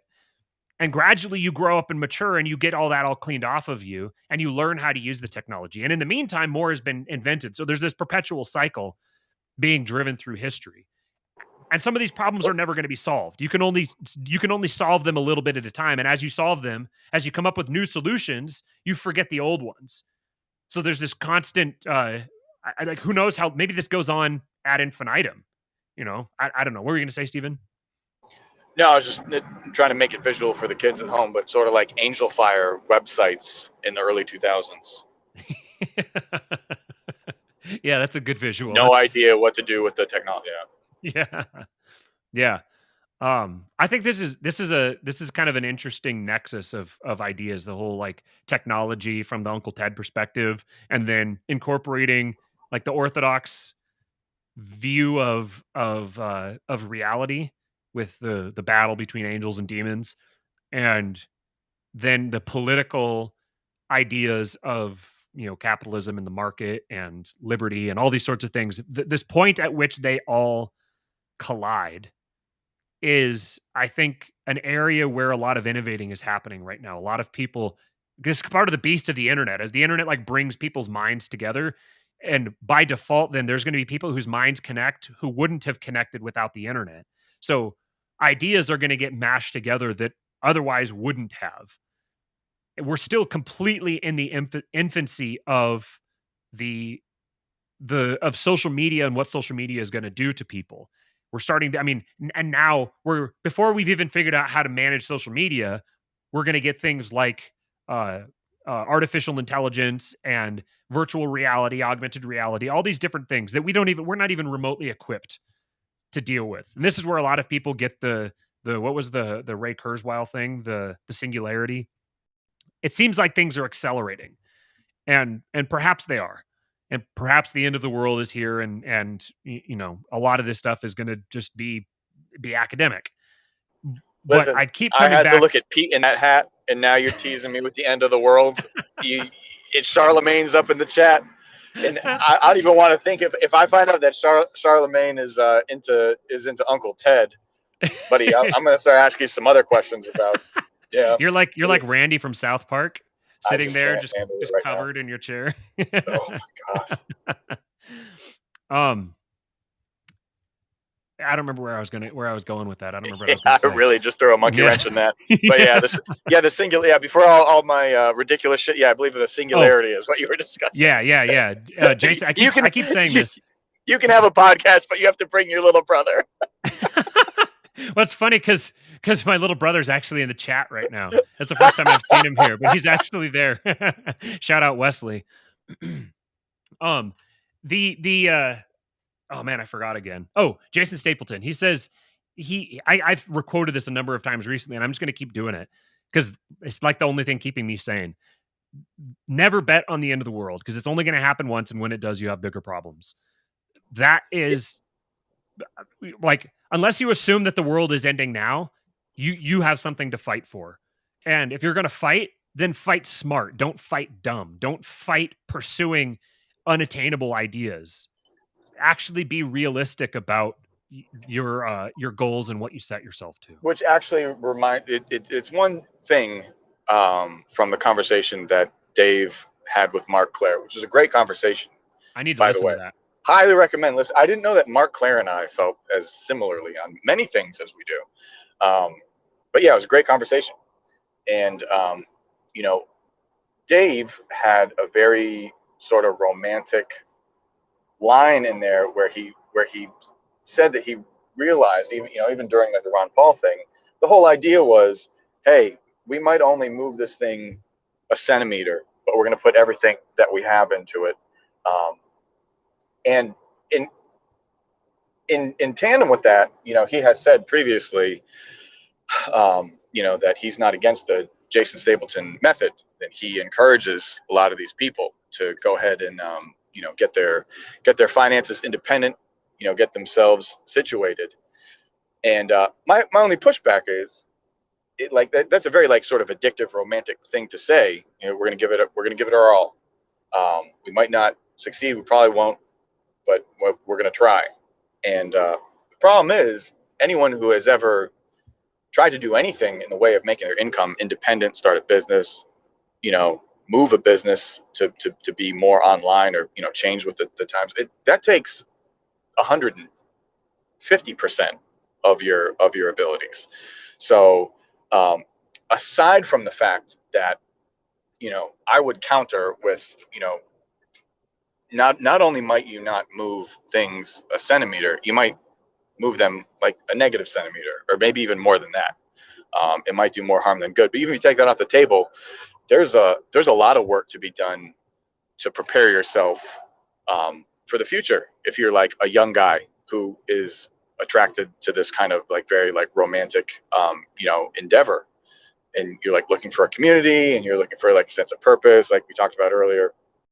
And I would just kind of say, from somebody who, and by the way, if your shit is all sorted out and you want to go do anything political, go bananas. Have at it. I'm not going to tell you that the LPMC is not going to achieve anything, because I don't fucking know. But if you're not there, man, my life has changed fucking markedly from just a couple months of dealing, not even a month, I don't think, of dealing with people that are in Jason's group. And this is not there's no incentive here. I don't have a promo code for Jason's shit. Actually, we do. I don't really know. Okay. All right. Yeah, I got a promo code. I don't know. This is explicitly an ad now. You didn't know it, but it is. Okay. This is all right. It's an ad now. But yeah, my life has changed. All right, in very, very, very positive ways. In I really would encourage, we're in a period of, man, I don't know what to do. I got no idea. Probably get yourself spiritually right. You can try this, try that. Though Bishop seems to have some shit figured out. This guy Andrew's kind of interesting. Whatever. One thing I'll tell you for sure is I experienced benefits to my life by being involved in that group. Period. End of story. In maybe second to get your shit spiritually straight, I would say go investigate Jason's group. If you want to do that, I believe, Amy, if you're still in the chat, you'll have to correct me on this, but I believe that our link is www.nomadnetwork.app/king. And you have to. We really have one. I did not know this. Yeah, we do. No shit, huh? Yeah, I was talking to Jason the other day, and he said that we were talking about different people who are advertising the network right now, and I said I've basically been advertising it on the show just because I talk about it all the time. And he said, well, if you're going to do that, then we should. Then if you're already doing it, I should pay you for it. And I was like, I guess if you want to. So Amy went and put a code together. So I'm waiting to see for sure if that's what it is. But going forward, I'll make sure that we have the actual right. The right code for sure for you guys. www.nomadnetwork.app/king. Well, this speech that started out very heartfelt and sincere is about to get a lot. The sincerity is going to remain. It's going to get a lot schmaltzier and dramatic in the coming episodes, boys and girls. Yeah, that was the last time that you get it sincerely from the heart. In the future, it's just going to be pure capitalist. We might clip it and run it as an ad or something like that because it was real emotion. But yeah, if it's not, man, boy, it is going to get dramatic. Yeah. What's up, Alex Hatch? So the Nomad Network is just to be really adsy about it. It's a place, a platform, social media platform created by the Jason Stapleton team at Wealth, Power, and Influence. And it's Jason, but we say it's the team. And the purpose of it, it's for liberty-oriented entrepreneurs who want to join a community of people who are like-minded and who are in the business of creating their own liberty rather than asking for it from someone else. There's a lot of people who are feeling really let down by political organizations, political action organizations. We have a political action organization that if you're not, then you're welcome to join that. But we believe that these two things work together well. You can join the Nomad Network and work on building your wealth, power, and influence. And when you have the wealth, power, and influence and you're looking for somewhere to use it, then you can dedicate some of your wealth, power, and influence to supporting the GOP Mises Caucus. So the GOP Mises Caucus link is in the description. And if you want to join the Nomad Network, then again, it's www.nomadnetwork.app/king. And we've proven throughout all of this that my wife stopped listening a while ago, which is probably because we're hitting the 2-hour mark, because she hasn't commented and updated and confirmed that that's the link. But I just typed that link in and it worked. So Carlos says, I've been jamming the Nomad feed for several weeks. Lots of positive vibes. It's very, very positive. There's some pretty strict standards of behavior in there, but honestly, we haven't really had to enforce them that much because the people who are inclined to join something like that there's a natural selection mechanism that selects. Does that sound like people. anything else that we had been talking about there? Yeah. There's a free the link I gave you is just to be able to join for free. There's also a premium membership that you're if you want a little more to go with that, then there's a premium membership you can sign up for. And she says I sent you the exact link. I don't remember when you sent it, and I figured I could just ask you instead of going and looking for it. My beloved wife, what she puts up with. But let me think. There was something else that I wanted to say before we signed off here. Nomad Network, wealth, power, and influence. Oh, I wanted to address the people say, well, I don't see why we can't all just do our own thing. I can't see why we can't just, you do your thing and we'll do our thing. And like, we're not stopping you from doing your thing. But if your thing has clear flaws in it, then we're going to critique it. And we're going to critique it because we care about you. We don't want you to do a thing that's flawed. If we didn't care, then we wouldn't critique it. But we do care. So we critique it because it's flawed, because we want you to do something that's not flawed. Personally, my personal opinion, the belief that I hold and that I can speak for just myself, is that there is no utility in the Mises Caucus as it's currently constructed with the goals that it has declared for itself. I think there's no utility for it. So I would recommend to anybody who asked me that it's not worth joining for those reasons. Now, if they changed what they were trying to do, then I would endorse it. So it's not that I have something personal against the Mises Caucus. It's that I care about these things actually being accomplished. So I want people to use their time and resources in the best means possible. If you disagree with me and you want to keep investing yourself in the Mises Caucus, please do. Please don't stop. Keep doing it. If you're inclined to agree with me, though, I've presented across hours and hours and hours on YouTube, I've presented my case for why I think that not all paths are equal and that there isn't actually utility in, hey, we all go do our own thing. Because the people who we are opposed to, they are all doing one thing. They are all attempting to destroy our liberty. And if we're going to combat that, we need to be coordinated. That doesn't mean all doing the same thing, but it means we need to be engaged in complementary activity. So agorism and wealth, power, and influence and the GOP Mises Caucus, those things all work together really well. I've said before that the future of the liberty movement is in business, education, and entertainment. And education and entertainment are both subsets of the former. Ultimately, it's business. If you're going to get into political activism, you're going to be funded by business, whether those are small businesses or big businesses. This is just a reality of the world. So when people talk about how, oh, well, you can do your entrepreneur business thing and we'll do our political activism thing. Well, ultimately, your political activism depends upon somebody's entrepreneur thing that they're doing. So these aren't on an equal playing field. The entrepreneur thing is actually upstream from doing the political activism thing. This is a principle we've talked about on wealth, power, and influence, that entrepreneurship isn't something restricted to a subset of the population. Everybody is an entrepreneur in a technical sense. It's just that the majority of people, the only service that they offer is their labor, and they have one client. So they're not diversified, which means that they're just a shitty entrepreneur. And so the goal of something like the Nomad Network is to take people who recognize they already are entrepreneurs and teach them how to do it better by aligning and networking with people who are experienced in that vein and who are willing to contribute their knowledge and their community to help other people along that path so that they can create their own liberty. Liberty ultimately isn't something that you ask for from a political party. It's something that you create yourself. And then in given circumstances, you can take the liberty you've created for yourself and you can pool it together with other people in a political party to use it as a tool to protect your liberty. But the liberty that is created is ultimately going to start with you taking control of your own life.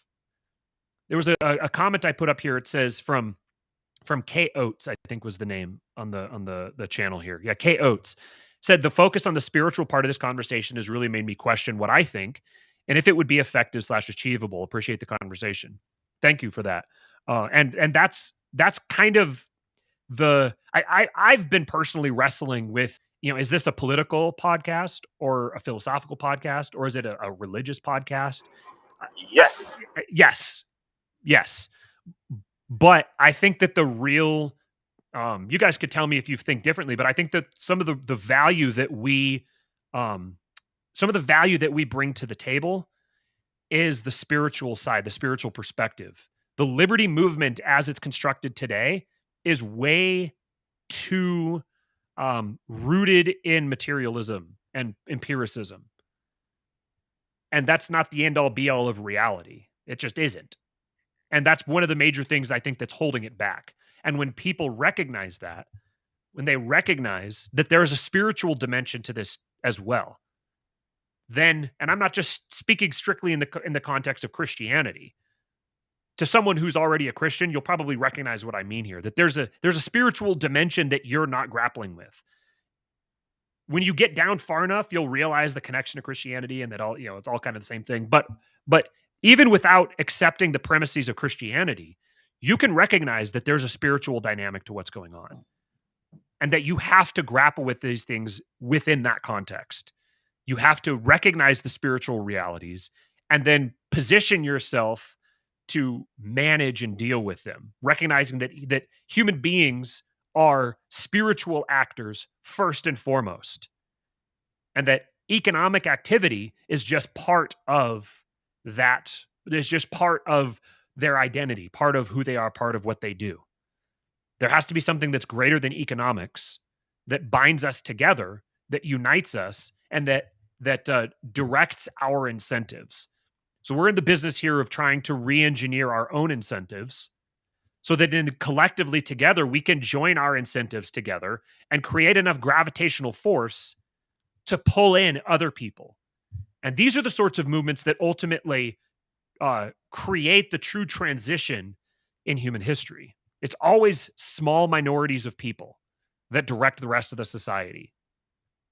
Very few people relative to the whole population are kosher. But every single piece of food that's kosher will say that it's kosher because people who eat kosher they are the ones who decide the exception. They are the ones who are the exception because they will not eat something that's not kosher.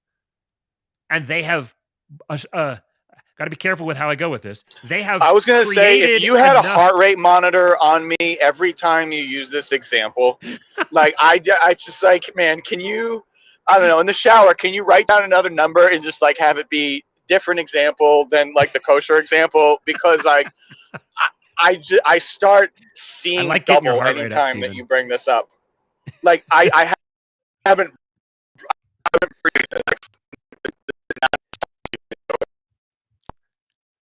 You just got all garbled and broken up. I didn't catch the last part of what you were saying there, and I don't even know if you're still talking. Yeah, you're still talking. We'll see if you get back here.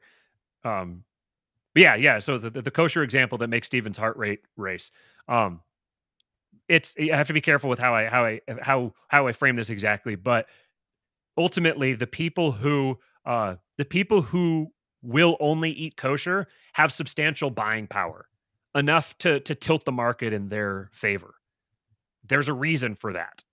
And that is informative. There's something to learn there about how the rest of the market will bend the knee to that desire, because a single intolerant minority can bend the rest of the society. You don't need a majority. You don't need to get lots of people. You don't need a big, loud, public, national campaign to wake people up. Those sorts of things actually can create people who are very hostile to you. Ultimately, you just need a small minority of people whose beliefs are so powerful that when they begin living their beliefs, other people want to join them just because it's so clearly made their lives so much better. So this is why we call the show King Pilled, because ultimately you have to treat your life like it's your own little kingdom. You have to take responsibility for it the way a king takes responsibility for his people. And if it's like the Jordan Peterson thing, if your kingdom doesn't extend beyond your room, then don't be controlled by stuff in your room. Control the stuff that's in your room. Take responsibility for it. Put yourself in a position of authority with respect to the things in your room. When you've mastered that, go to the next level and all the way on up. And when enough people do that, people naturally begin recognizing the kingship inherent in those men. And they will be drawn to that, and they'll want to follow it, because humans are wired to follow a king. They're all looking for one. They all want to crown someone to be their king. There will be someone who is king. And ultimately, there's a king of kings. And each king who is crowned acts as a representative of him. The question is, are they a good or a bad representative? Right now, we have a surplus of supply of bad kings, but we have a dearth of potential good kings. This is why I'm saying this is a long-term game. This is a long-term gambit. This isn't something that's going to happen overnight. We need people who begin acting like kings in their own life, who take the king pill, act like kings in their own life, and create an environment whereby a good king will arise and will be able to create a libertarian society. Maybe that will never happen. I don't know. Depends on your eschatology. And it may not even care about your eschatology. It may happen in spite of it, whatever's going to happen. But this is a process. This is an infinite game. This is a game that doesn't have, it's not a finite game that has an end where we can then go look back and judge it that we know of. It's an infinite game. Find yourself an infinite game that you can keep playing and keep playing and keep playing.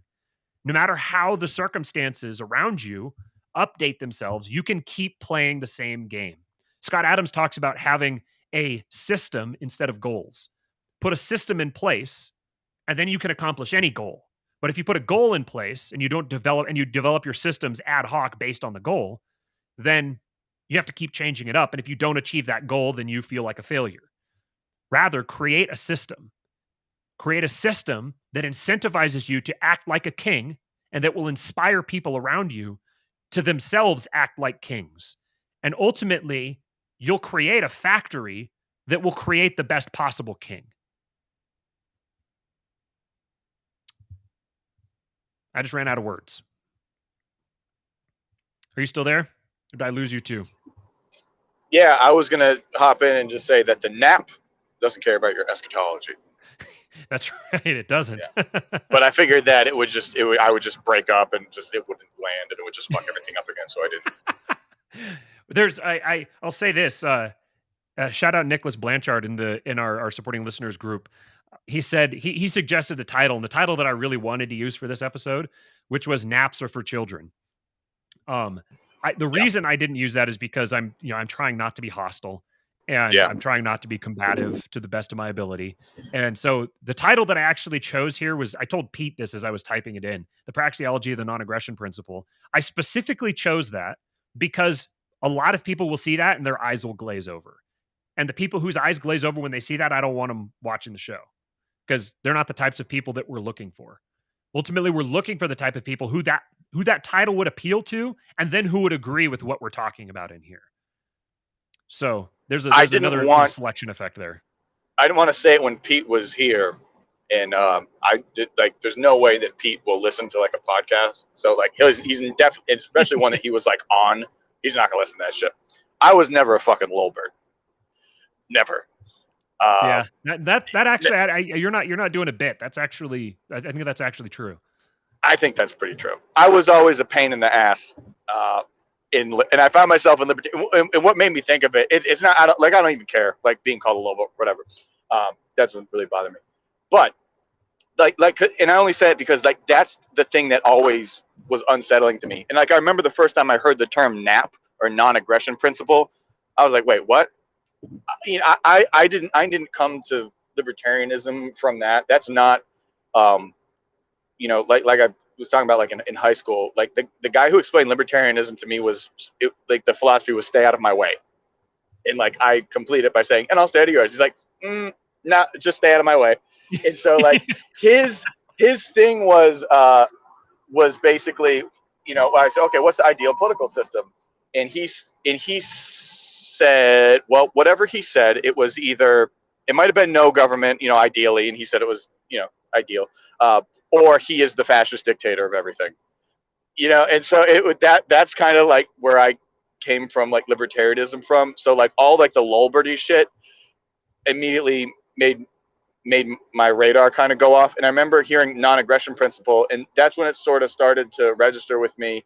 It's like, are you guys looking to sort of like intellectualize the Bible in some way? Like, what are we doing here? Like, what's going on? Like, do you need a rule to not be like a dickhead? Like, I'm trying to, I was trying to figure it out. And so that was just, I remember that first time I heard that term, it was just so weird to me. But I agree it's good not to be antagonistic, because I mean, there's people out there that apparently need that word, or that concept. And I just think there's better words and better concepts, maybe. Yeah. It's again, it's something that's suited for a theoretical conversation, but then when you start dealing with the issue of actually porting it into the real world, then it's kind of like, okay, well, the term I used before was a philosophical tchotchke. It's kind of like, oh, that's a cool thing to have there, you know, that's great, but it doesn't solve anything. It kind of gives you like a description of the goal. This is what, okay, so an ideal society would function like this. Okay, yeah. But it's kind of like, in an ideal society, everything would be nice. Okay, yeah, everything would be nice. Cool. Good job. You determined that. So how do we go about creating a society where everybody is nice? That's a whole different thing from defining what the society would how the baseline of how the society would function. And there needs to be something that connects that to the real world. And shout out Vigente Trace, I think Vigente Trace, is that pronounced correctly? In the chat said, time to take control of your life if you don't want to be an automaton of the technocracy. And that's what's coming. That's what's coming. They're building a technocracy and they're recruiting automatons. And automatons are people who do things like recite empty dogma and ultimately do nothing to actually move themselves or protect people from what's coming. Libertarians want to be able to say, I told you so, but ultimately that I told you so was kind of hollow. It's actually even worse. If you knew what was coming and I told you this would happen, but you didn't do anything to protect yourself from it. If you're a victim of the same thing, nobody's going to take you seriously. That's like, it's super beta energy. Like, oh, I saw what was coming. Really? And so you're here in the boxcar with me and you're the one who saw what was coming. So now why should I believe in you as a leader? Why should I take anything seriously that you do or say? You're an empty vessel. You're a sounding gong or a clanging cymbal. You saw what was coming, but you didn't do anything about it. We're trying to do something about it. There was another comment here that I wanted to highlight. Oh, I'm going to give some good thought to exactly what was regrettable about my time in or near libertarianism. In like, I don't know, maybe like, see, it would be like lolberty for me, because I don't want to be here being like, I wasn't a lulbert. There's nothing regrettable about my life. No, it's just, I gotta call myself, but like not like lulbert TM. There's some kind of maybe cringy, arrogant, know better thing phase maybe that I maybe participated in. But yeah, just for the fans, Uncle Stevie Boy is not above some self-election. That's your homework for yourself. You'll get back to us on what was cringy about your cringy phase.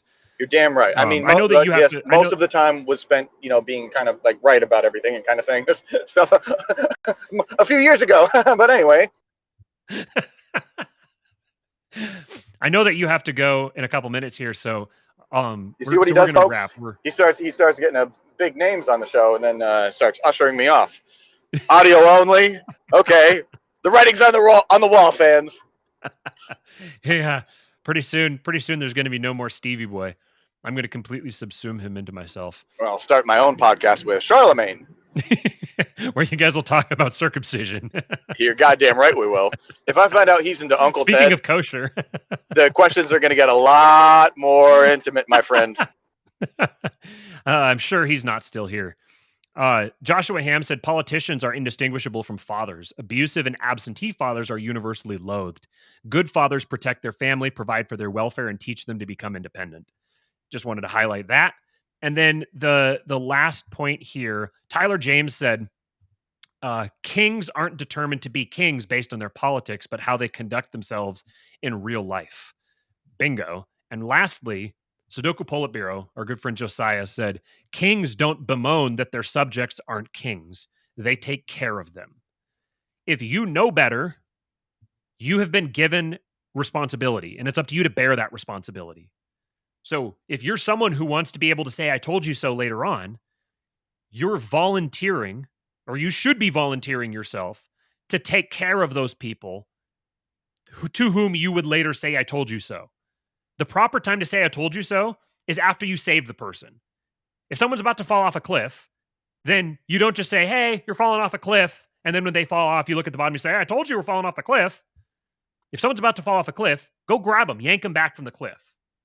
And then when they turn around and they're like, hey, and you show them they see the cliff, then you say, there you go, I told you so. So that's there's another one of my patented tortured analogies. But the point I want to emphasize here is Josiah says, kings don't bemoan that their subjects aren't kings. They take care of them. There's a point he brought up yesterday in the roundtable that we did. You could have joined that roundtable if you were one of our supporting listeners.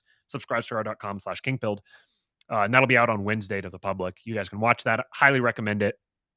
But ultimately, we are called to be kings. If you've been given special knowledge, that knowledge comes with it a responsibility to use that knowledge responsibly, and to use it responsibly to care for your people, for your tribe. Your tribe is defined as the people who you have natural responsibilities to. Your parents, your siblings, your grandparents, your aunts and uncles, your wife, your husband, your kids.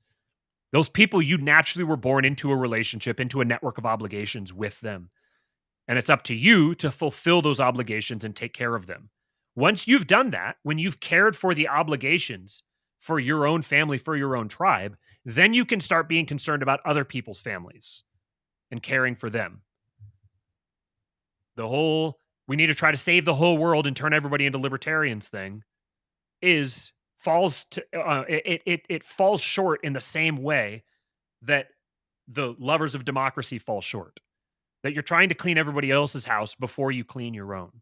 Focus on your own, become a king of your own household, and then work pragmatically to protect everybody else that within your purview, within your reasonable purview. You don't need to try to save the people in South Africa unless that's your urge and you're going to go work to take care of those people. But you don't need to be trying to come up with the solutions that's going to save everyone in South Africa and Thailand and Japan and Lithuania, and just focus on your own circle, your own tribe. Take care of them, fulfill your responsibilities, and you'll be given more. And that's the secret to actually preserving and sustaining human rights. This has been fun. Appreciate Pete for showing up. Appreciate you guys in the chat. It's been absolutely popping. We've had some really good people there. Our chat is probably one of the best gathering places of conversation that I've ever seen on the internet. We get really, really high quality people in there, and I appreciate I that. look in there and